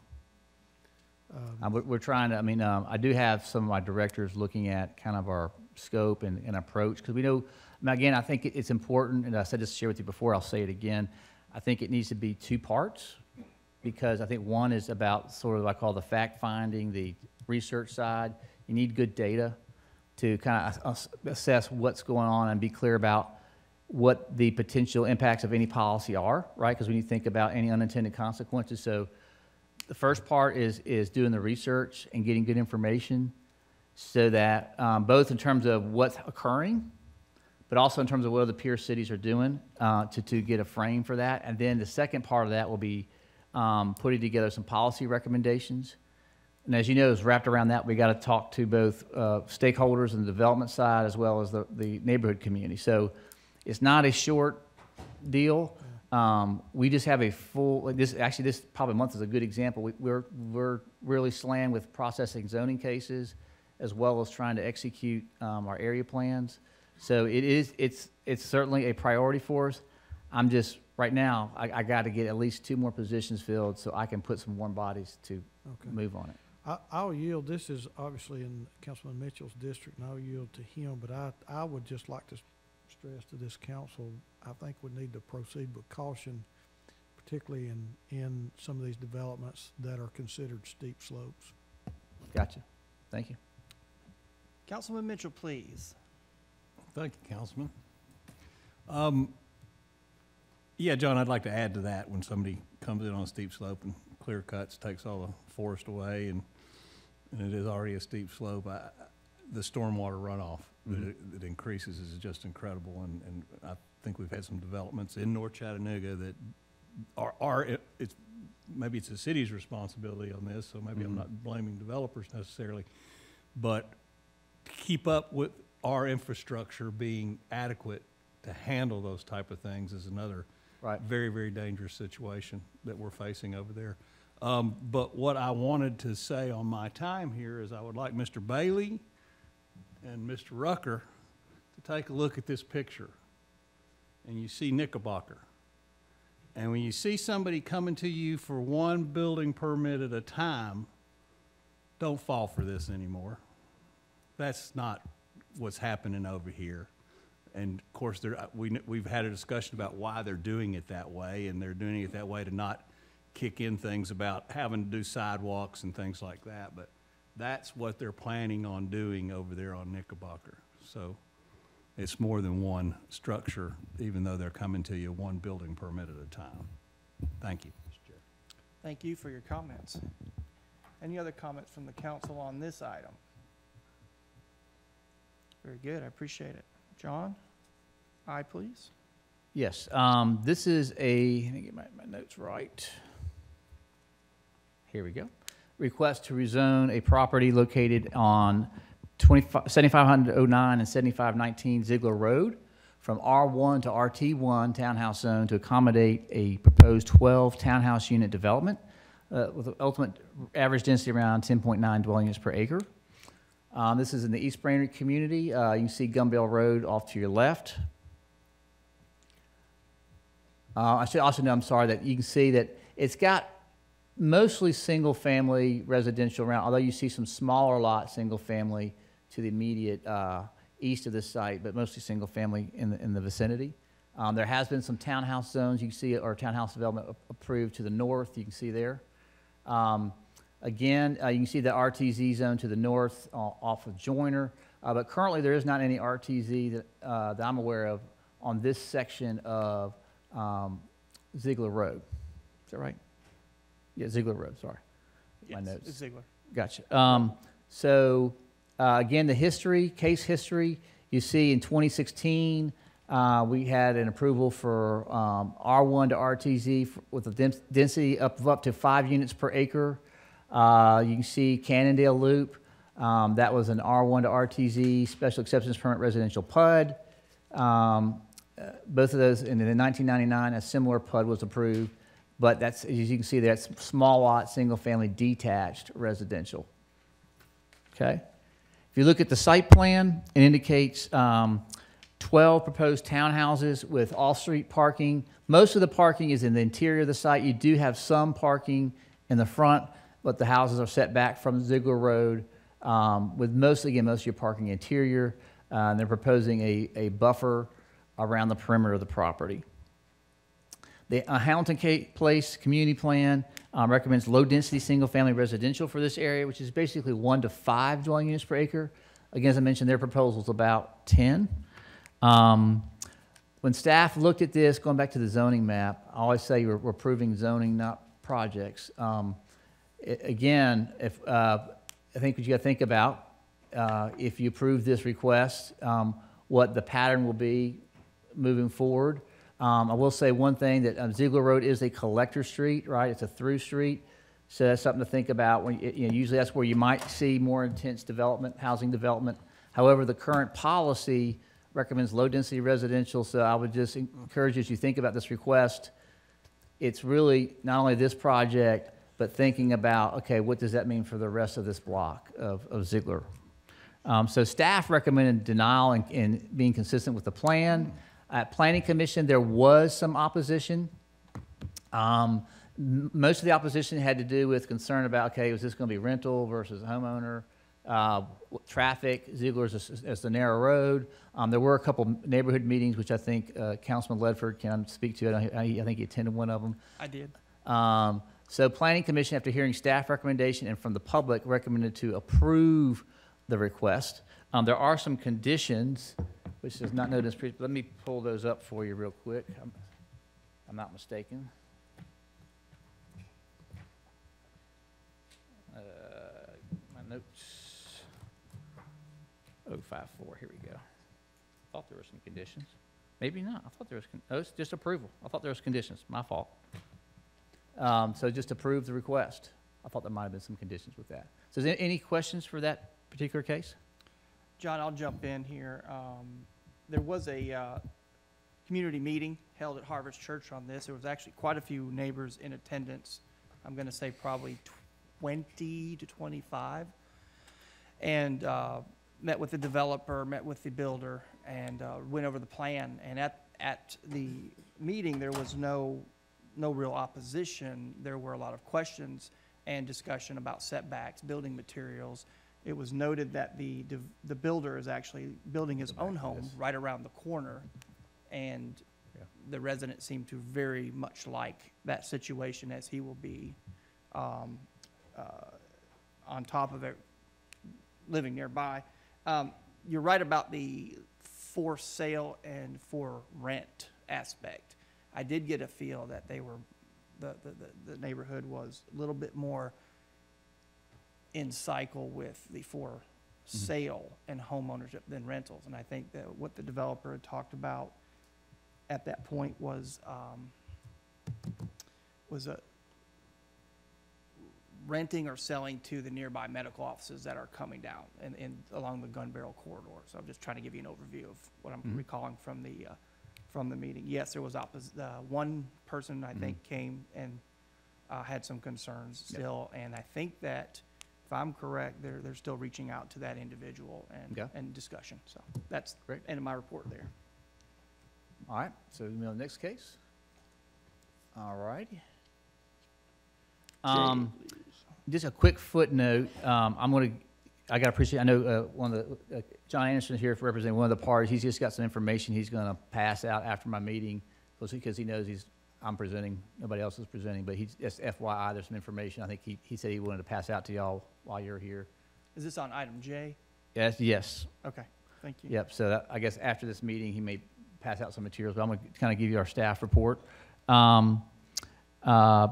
This is a request to rezone from R1 to R4 for an assisted living facility with a density of 5.8 dwelling units per acre for the entire site, or 8.7 dwelling units for the R4 special zone portion. Again, this is located at 8012 Shalford Road, just past, I want to say that's the Jenkins-Shalford Road intersection. There's a church across the street. As you can see there, the building with some parking across the street to the north. But it's pretty much large lot, and you can see some large lot or vacant lots around this site. Currently, the property is zoned R1. If you look at the zoning map, there is some RTZ in the area. You have an RTZ zone immediately abutting the site to the east. There is R2 zoning to the west. So you do have a mix of zoning in this location. Okay. There is some, again, zoning history with this site. In 2016, it was requested to rezone a portion of the site to R4 special zone for the same use, an assisted living facility. That was withdrawn by the applicant.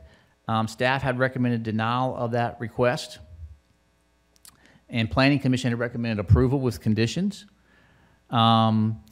The East Brainerd, I should note also as far as the plan for this location, the East Brainerd Community Plan recommends low-density residential uses for this site. So again, this is another example again of kind of what you zone for. You know, it's the zone you're going to be approving here. But the proposed use is assisted living facility. If you look at the site plan, it does show one curb cut on the Shalford Road. There is a conservation easement on this property, again, which is again a private contractual matter, but you just need to be aware of that. The conservation easement, as you can see, is shown in some of that green area to the west and north. That will be on the top of your screen and to your right. There's basically what they're proposing to do is an access drive to the property, but no other development is proposed in that conservation easement. So what we're acting on as a council again is the zone, and what they're proposing is a assisted living facility. At Planning Commission, there was opposition to this request. And opposition noted that there's some concerns about the driveway and the uses proposed was not in concurrence with the conservation easement. It is under active litigation, as I understand, still in the process of that, as I understand that, currently being litigated. However, we're not weighing in on that. We are reviewing a zoning case. At Planning Commission, again, there was some opposition. Staff had recommended denial consistent with our last recommendation. But Planning Commission, after hearing from the staff and the applicant and opposition, recommended approval subject to the following conditions. Use as assisted living facility only. The building shall be set back from Shalford Road no less than 200 feet. Building height restricted to 3 stories. Trash pickup between 8 a.m. and 5 p.m. Development limited to 1 curb cut only. And signage to be a maximum of 6 feet by 10 feet or 60 square feet. So it comes with you recommendation to deny from staff and approve with conditions from Planning Commission. Very good. Councilman Gilbert. Chair, this is your area. I know in the past, some of your constituents had some concerns. How do you feel about this area? I appreciate that question and giving me the opportunity to answer that. I've studied this particular situation quite extensively. One of the things that concerns me, Councilman Gilbert, is the bird's eye view, or I guess in today's world, the drone's eye view of what's going on in Shalford Road. Let me go back to this area. Yeah. So what you've got next door is the potential, and I know that it's coming soon because developers are starting to make the conversation, for the potential of 160 homes putting 300 plus cars a day onto Shalford Road on the next door property uphill. So that concerns me. Across the street, we're now into District 7 county. Mm-hmm. That is also being discussed, and developers are looking at those parcels. So I'm looking at a tremendous amount of traffic with the next door piece of land. That concerns me greatly. When I look at this plan, if you'll go back Sure. one. You get a zoning? No, the site plan. When I look at this, I see a facility for the elderly. I see very little traffic impact, considering what I think is coming. I see a very small parking lot. I don't think the people that are living there are coming and going all hours of the night and day. Mm-hmm. And I think that that is something that needs to be considered as the least amount of impact traffic-wise. I also am concerned, or the way that the R1 is left. They're only rezoning, is that, am I right, a partial of this Let me look at the zoning map. property. Yeah, there will be a band of R1, right? You see it'd be only inside that dashed line. Is going to be rezoned to R4. Right. And the remainder of that property will remain R1. That's right. And I believe there are absolutely zero plans to ever try to develop that. Mm. So from a traffic standpoint and least amount of impact, I appreciate the question, Councilman Gilbert. I've studied it quite extensively, and I have looked at this. So does that answer your question, sir? Pretty much so, sir. Okay. That's probably all I need to stop there. All right, any other questions? All right, you want to go ahead and pass those out? Let's go ahead.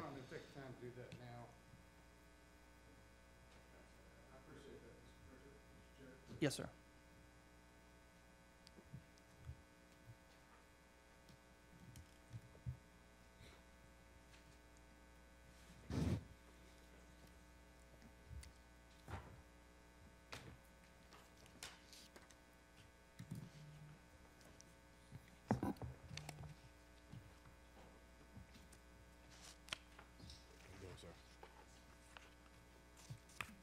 All right. John, Yep, next are case. we ready to move on? Yep. Yes, sir.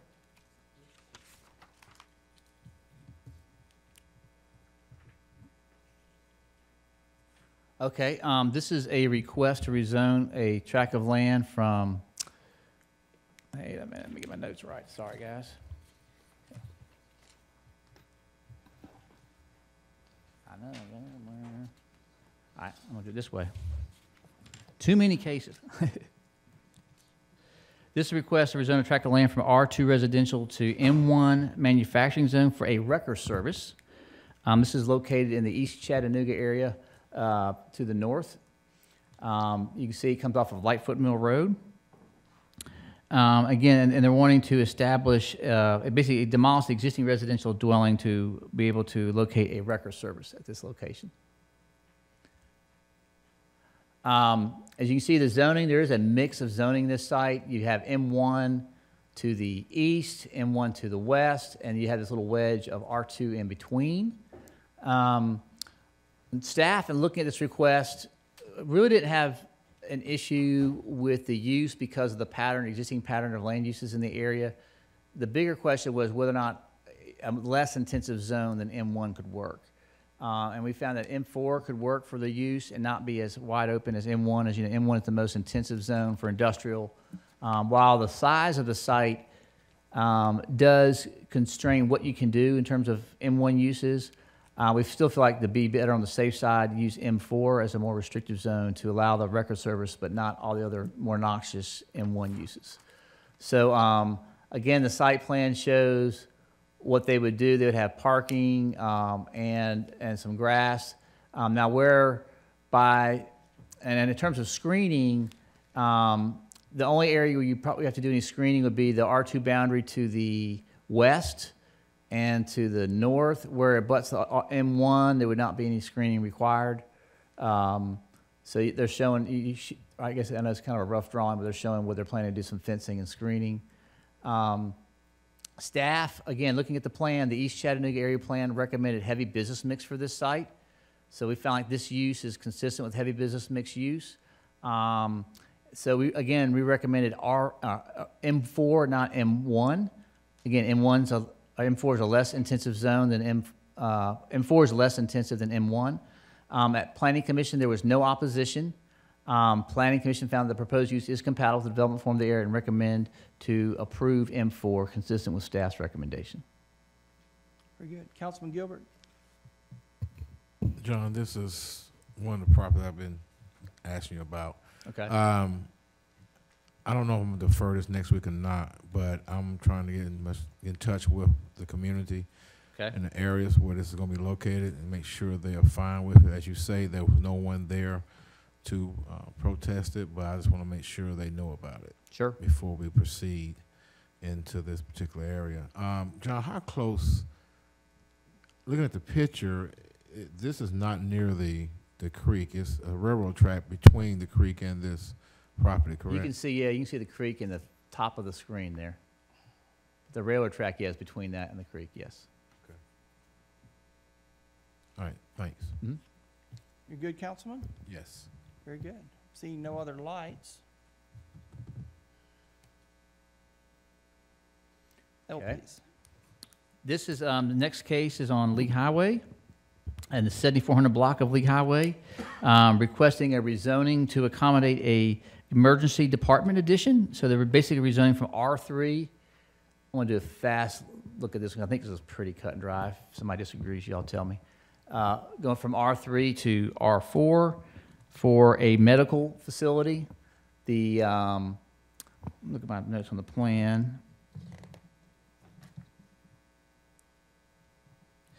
Yeah, the Shallowford Lee Highway Plan recommends heavy business mix for this location. So again, this use is consistent. In fact, it's less intensive than heavy business mix use.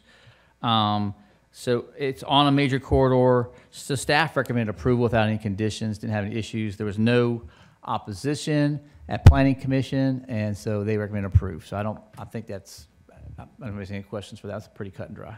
But I do want to give Councilwoman Burrs an opportunity to speak. Actually, it's exciting what's happening. We're going to be getting a new emergency room. Park Ridge is doing it. The plans are great looking.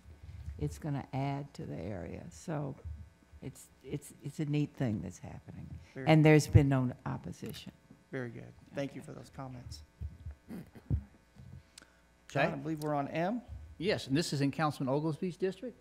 This is right on the state line in Rossville community. They're requesting to rezone a tract of land from R1 to C2 to allow the expansion of existing neighborhood commercial use to the south. If you look at this aerial, you can see immediately to the south of the yellow line, there's an existing commercial store. It's a gun store. By state law, you can't have I think there's some regulation in terms of where you can do gun sales. So essentially, the only reason they're wanting to rezone this is to be able to, basically to sell in Tennessee. So, looking at the plan, the land use plan for the area, go forward, this recommends, this is where staff struggle, because on the one hand, you do have, it's surrounded on 3 sides by commercial. The land use plan, however, recommends single-family dwellings for this location. The property, if you look at the aerials, let me go to the aerials, or I should say the photos, you can see that the house is not in great shape. You can see that the commercial structure right next door. So in some ways, we recommend basically approval of the first 25 feet to accommodate expansion of the store, but then we learned that we should have actually seen this ahead of time, that they can't even meet the setbacks work with that. So as I understand, I think the intent at this point would be to go ahead and rezone the whole parcel to C2. Again, at Planning Commission, there was no opposition. Let me go back here. And Planning Commission found that it was consistent with the development form of the area, because again, if you look at the aerial photo, go back to the aerial photo again, you can see it's got a commercial surface parking lot across the street, a commercial structure immediately butting it to the south. I would recommend, if you do approve it, just note for the record that this is really, the only reason we're doing this is an extension of an existing business. So you're not really setting precedent for that entire block transitioning to commercial. So that'd be if you're going to approve it. So that's all I got on that. Councilman Oglesby, do you have any comments? No, I have no questions. I've spoken with the owner, and we have talked extensively about the expansion. There has been no opposition from the surrounding neighbors, so thank you for your work. All right. Thank you, sir. Okay, And we have, like I please. said, a lot of interesting cases. It's little twists and turns. Okay. And you're down 50%?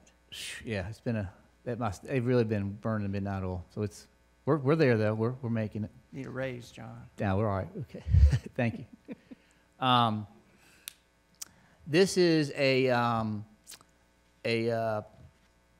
basically a rezoning study to follow up on an annexation. As you recall, the Lookout Conservancy requested the city to annex them, and by state law, you need to establish permanent zoning, because currently they had, prior to being annexed in the city, they had county zones. So when the city annexed these properties, they were immediately assigned some temporary zones, but we need to finish to review the rezone of the area to figure out what the permanent city zones would be. So again, these are all owned by the Lookout Mountain Conservancy. So we sent letters out to all the parcel owners in the area notifying them about the zoning study and our recommendations. There was some cleanup, as you can see here. Some of these areas where, again, a part of a parcel was in one zone and part of it out of another. So we just did some cleaning up of the boundaries. That's another example where you can see a zone cutting across a couple of different parcels that was in the county. Again here. So I'm going to show you the list.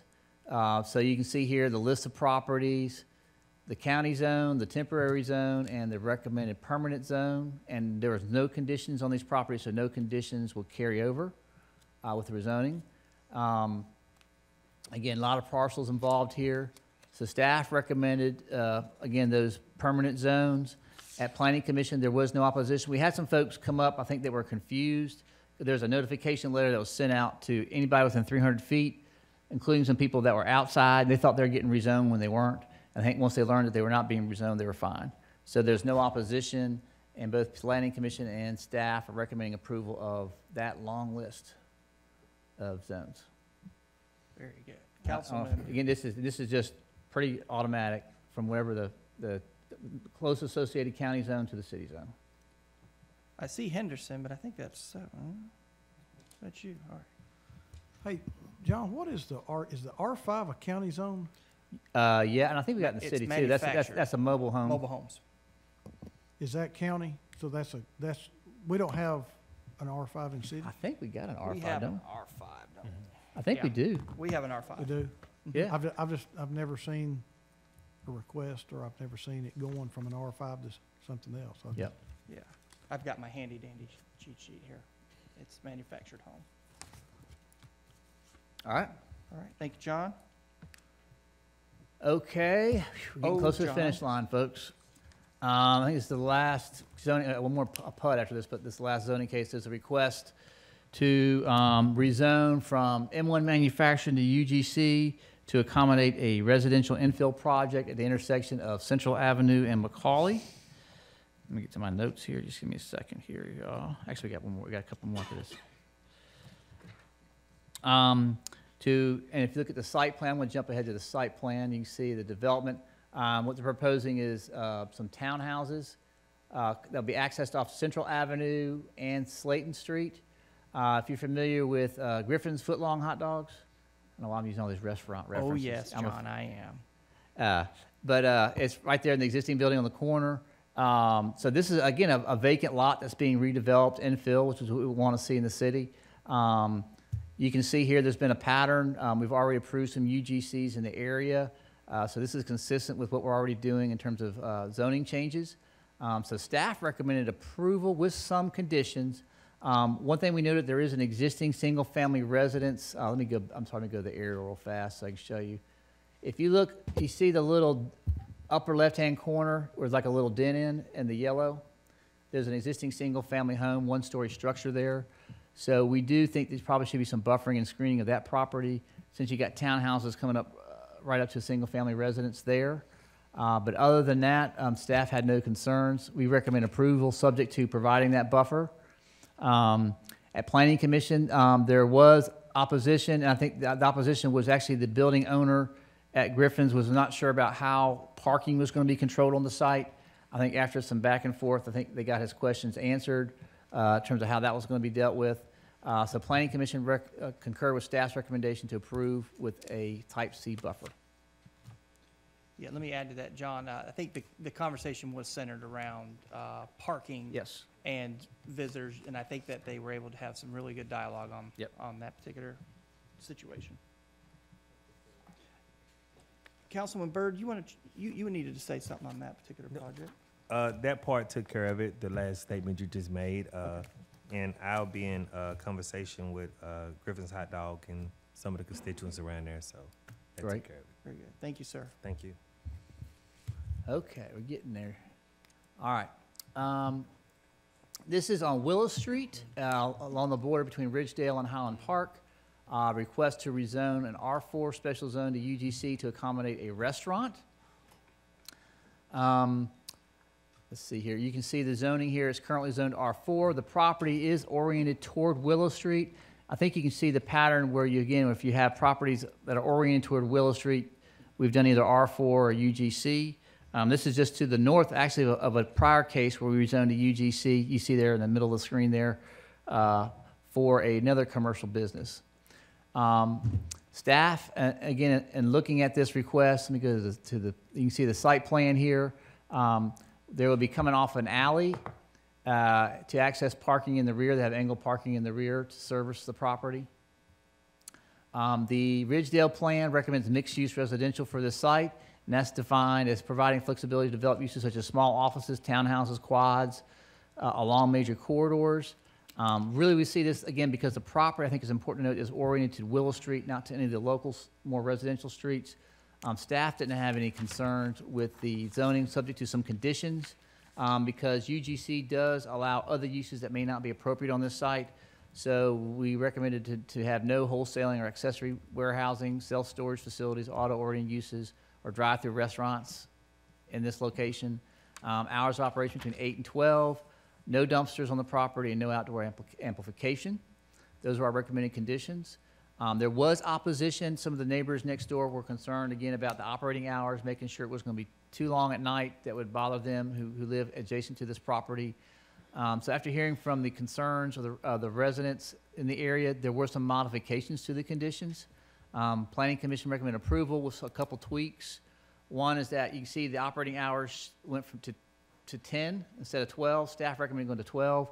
Planning Commission recommended going to 10.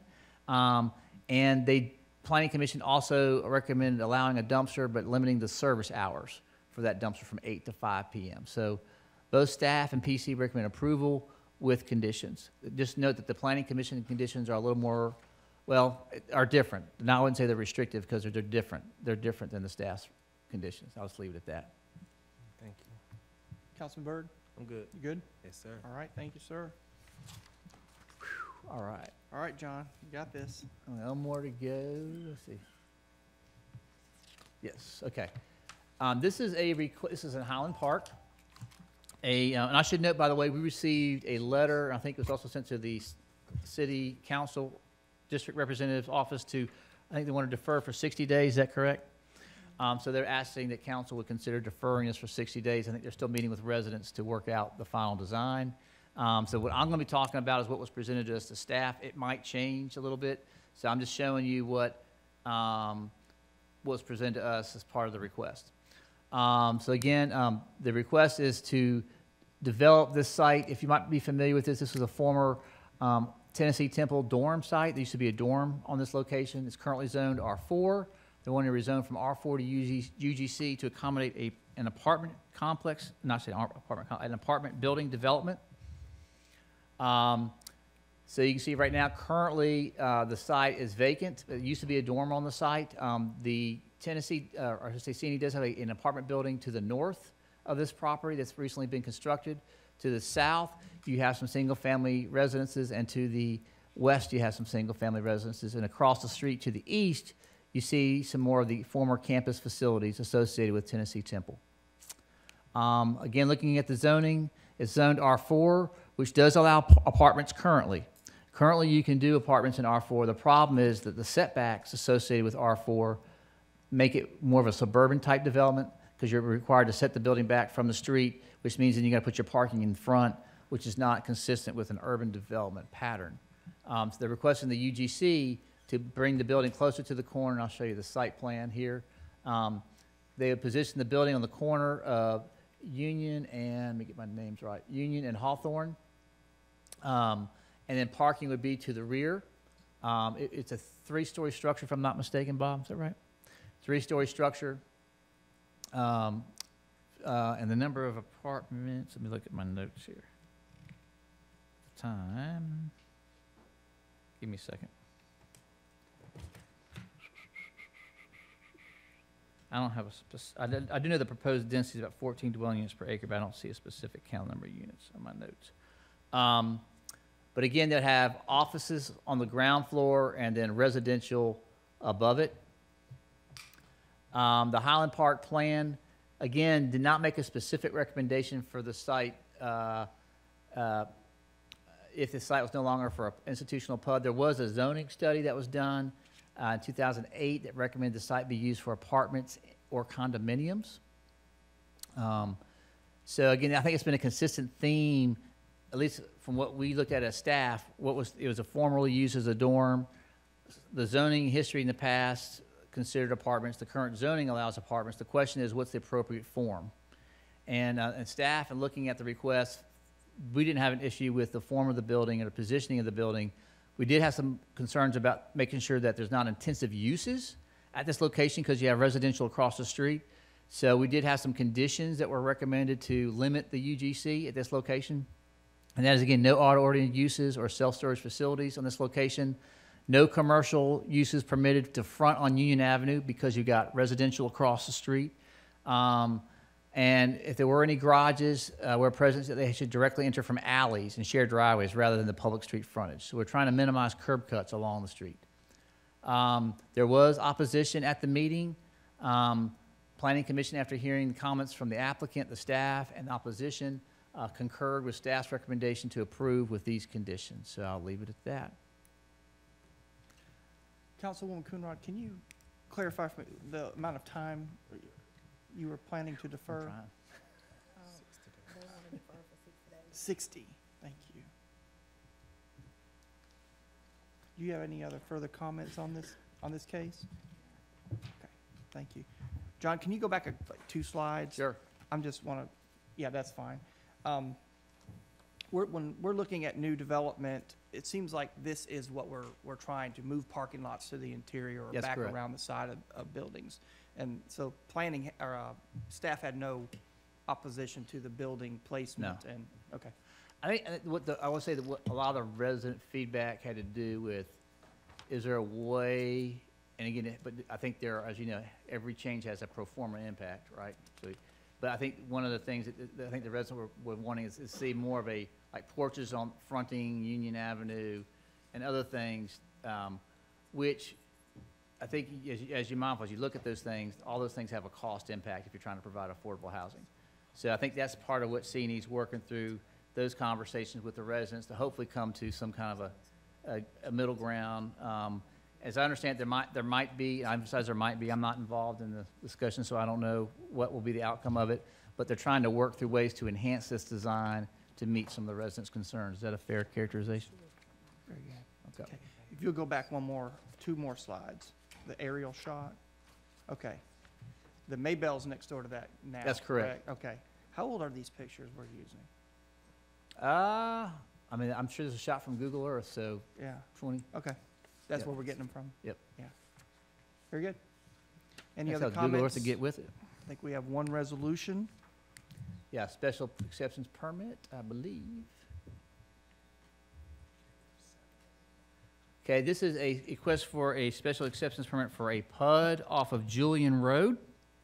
It's currently zoned RTZ, and they want to apply for a PUD to allow for a small lot, single-family residential detached development. It's about 18 acres. Access would come off of Worlick Way and onto Julian Road. Again, you can see that it's currently a vacant piece of property.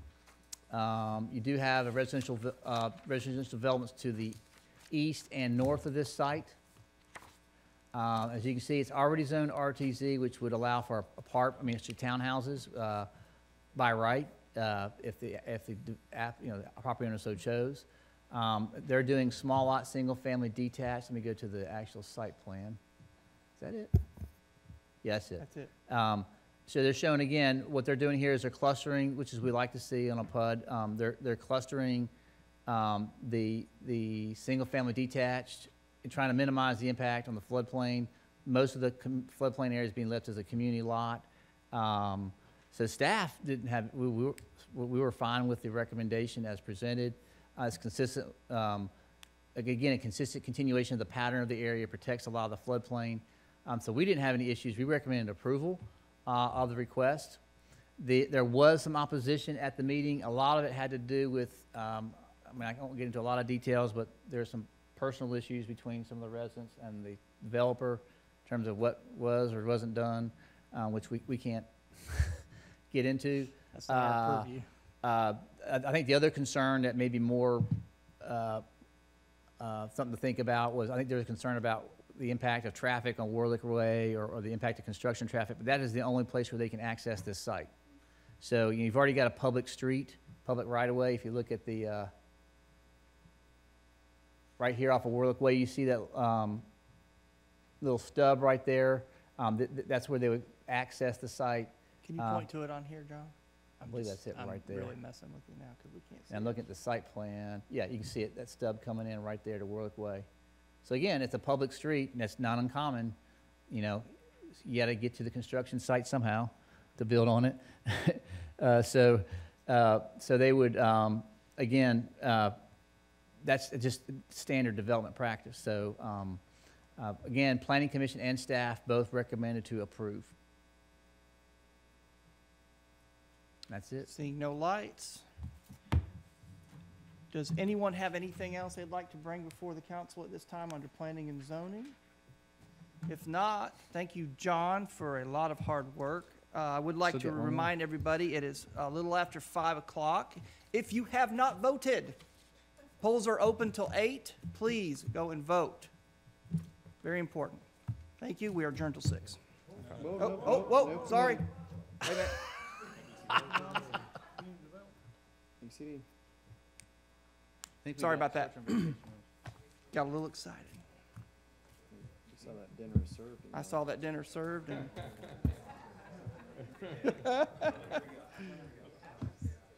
You got this. Sorry, man. I know, man, for real. It's been a long week.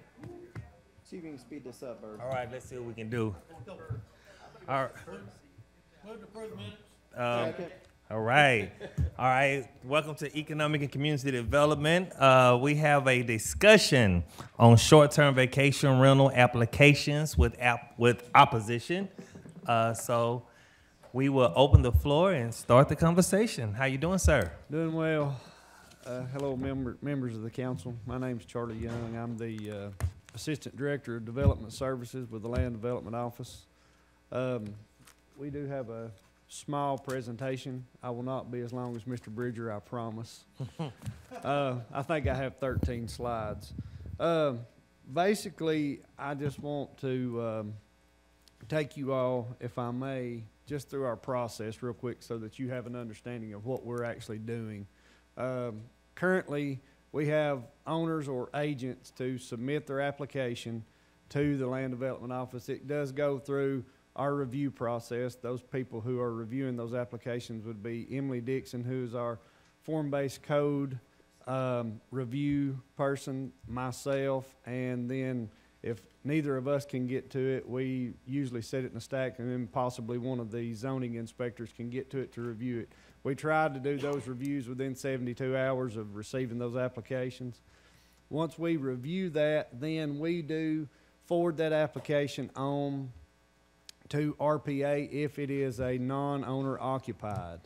If it is R3 or R4, it is a by right issue. If it's an owner occupied, then we just review the code compliance and review everything for compliance, and then we get back in touch with the applicant. If it is a non-owner occupied, and that's what we're here to talk about right now, then we turn that application over to RPA. At that point, RPA sends out letters to all the property owners within 300 feet of the property that has been applied for a short-term vacation rental. We turn it over to the building inspection department, to our chief building inspector, who is working it into their schedules to do inspections. We're on a scale, or we're on a target right now. We're trying to do 1 to 2 a week. Currently, we have 3 building inspectors in the field who are averaging about 20 inspections a day, so we're adding that 1 to them to try to get it worked in. After the inspection, at the time of the inspection, they take a sign out with them. They post the sign. The sign's there for a period of 15 consecutive days. After the inspection passes, if we've received no formal complaints, then at that point, we would issue them the certificate. If we receive formal complaints, which we're here to discuss, then I'm turning it over to the city attorney's office, and then we're setting up the process to bring them before you all. So, any questions about that so far? No. All right. Councilperson Chip Henderson. Mr. Young, and you may not have this right off the top of your head, do you know how many non-owner occupied applications we've received since? I do not know non-owner occupied. I know when I left the office this afternoon, we've received 99 total applications that we've entered into the system. Now, we do have a stack that we're waiting to enter in. 99 total, that would include owner occupied as well? That includes everything. Everything. Okay. Yes. I do not know non-owner You don't know what- occupied. okay. I could get you that number and email it to you, though. Okay, if, please. So, we started this process, of course, and we received our first complaint on this property, 1609 Long Street. This actually is a multi-family dwelling. It's condominiums. The applicant's name is Will Campbell. Mr. Campbell lives in Hendersonville, Tennessee. We had 3 citizens in opposition to this. Those citizens were Molly Rupp, Thomas Purdy, and Gail Newman Hill. This is a picture of the building at Long Street. The unit number is unit number 101 that he has applied for. Here is a screenshot of GIS showing you the location. just to give you a little proximity to where the people in opposition live, one lives at 164 West 17th Street. One lives at 1706 Long Street. One lives at 1708 William Street. Our second address that we received complaints on was 26 Truett Street. The applicant was SE First Holdings, a corporation that's been set up for this. We had two citizens in opposition, and they were a husband and wife, Thomas and Dorothy Boucher, I think that is. The Bouchers live at 102 Long Street. Here's a picture of the property that's been applied for.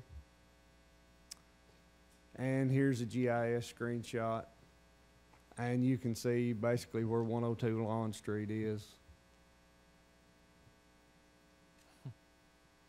The third property, 3959 Kelly's Ferry Road.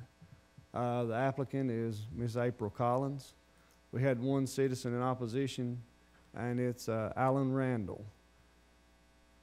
Here's a picture of the property. These are all off of Google. And Mr. Randall actually owns the property that's right there at 34 Kelly's Ferry Avenue.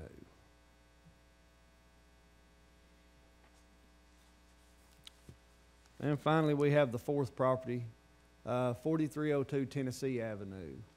The applicants are Adam Lutz and Peter Upton. We had one citizen in opposition to that, and that's Miss Kathleen Nodal. And here is a screenshot of the property. And here's the GIS. Miss Nodal lives at 4220 Seneca Avenue. So she's about 4 houses down Seneca away from the property. It was my understanding that all the members of council were provided with copies of these letters. I did not feel that I needed to include them in this presentation, but if you need copies of the letters, if you need copies of the applications, anything like that, I'll be glad to provide them to you. And basically, that's all that I have to present. All the people who have written letters in opposition to these, as well as the applicants, I mailed letters out to them last week. I've already had some correspondence via email and telephone with some of them saying that they've received those letters, so they are aware that their day before the council is May the 8th. All right, hold on 1 second, sir. Councilman Henderson. Thank you, Mr. Chair. I was wondering if there was any of those in opposition to these short-term vacation rentals in the audience this afternoon, particularly the one in opposition to Kelly's Ferry Road or to Truett Street. Any opposition in the audience this afternoon? Okay. Thank you. Councilwoman Burrs. Just a couple of clarification questions. When notice was sent out to all the people around that this application was there, were they property owners or renters? As far as the notifications RPA sends out, they are to property owners. Owners. They are not to renters. Okay, so they're people that may also be absent from the city. Yes, oh yes. You're saying the property owners may be absent from the city? Okay, so here's where I'm going with this. I'm just needing clarification. Are these all, I guess, R1 properties, right? No, They're not not all R1. R1 properties, no. You're talking about the applicants the applicants nor the people in opposition will all be R1 properties. No, they're a mixture of properties. The ones that are the properties in question, Yes, are they R1? not all of them, no. There'll be a mixture of properties. Go back to the 1609 Long Street property, that's not an R1 property, but it's applying for a non-owner occupied. What that says is that owner is not going to be present when renting this property out. All right, I asked that wrong. Let me ask you, what is this zoned? I'd have to go back to the application, but this is form-based code, so I can't speak. We do take that information in on the application, but I don't know the actual zoning of it presently. Okay, so this is somebody that has an apartment, That's correct. and which a number of people do. The new thing is to have an apartment and use it as an income source. Mm-hmm. That's what this is, That's correct. correct? Well, this is a condominium. He owns the condominium, of course. He owns a condo, Mhm. and he's renting it out wants to rent it out for short-term vacation rental. Mhm. Like on the North Shore, a lot of those apartments, people rent out for short-term vacation rentals. Is Mhm. that correct? Mhm. Okay, and so there are people, so what about all these neighbors around him? They all received notice, because those are They sure condos. did. They've received more than one notice, because we have more than one application in this building. Because there's, we're not at odds here. Let's try again, okay? Well, I don't know. All right. Okay. Every one of these units are condos, correct? That's correct. So they're owned by somebody. That's correct. All right. And this particular one, and you may have others, Mhm. this particular one, the owner wants to have short-term vacation rental there, Mhm. which is an income source for him, correct? Mhm. Well, the answer is yes. If you're renting it, you get, all right. So the people around, because they were all property owners, got notice, right? Everybody in this building got notice. That is correct. Okay. And then the only people you heard from were people who weren't in this building. That's correct. Okay, thank you.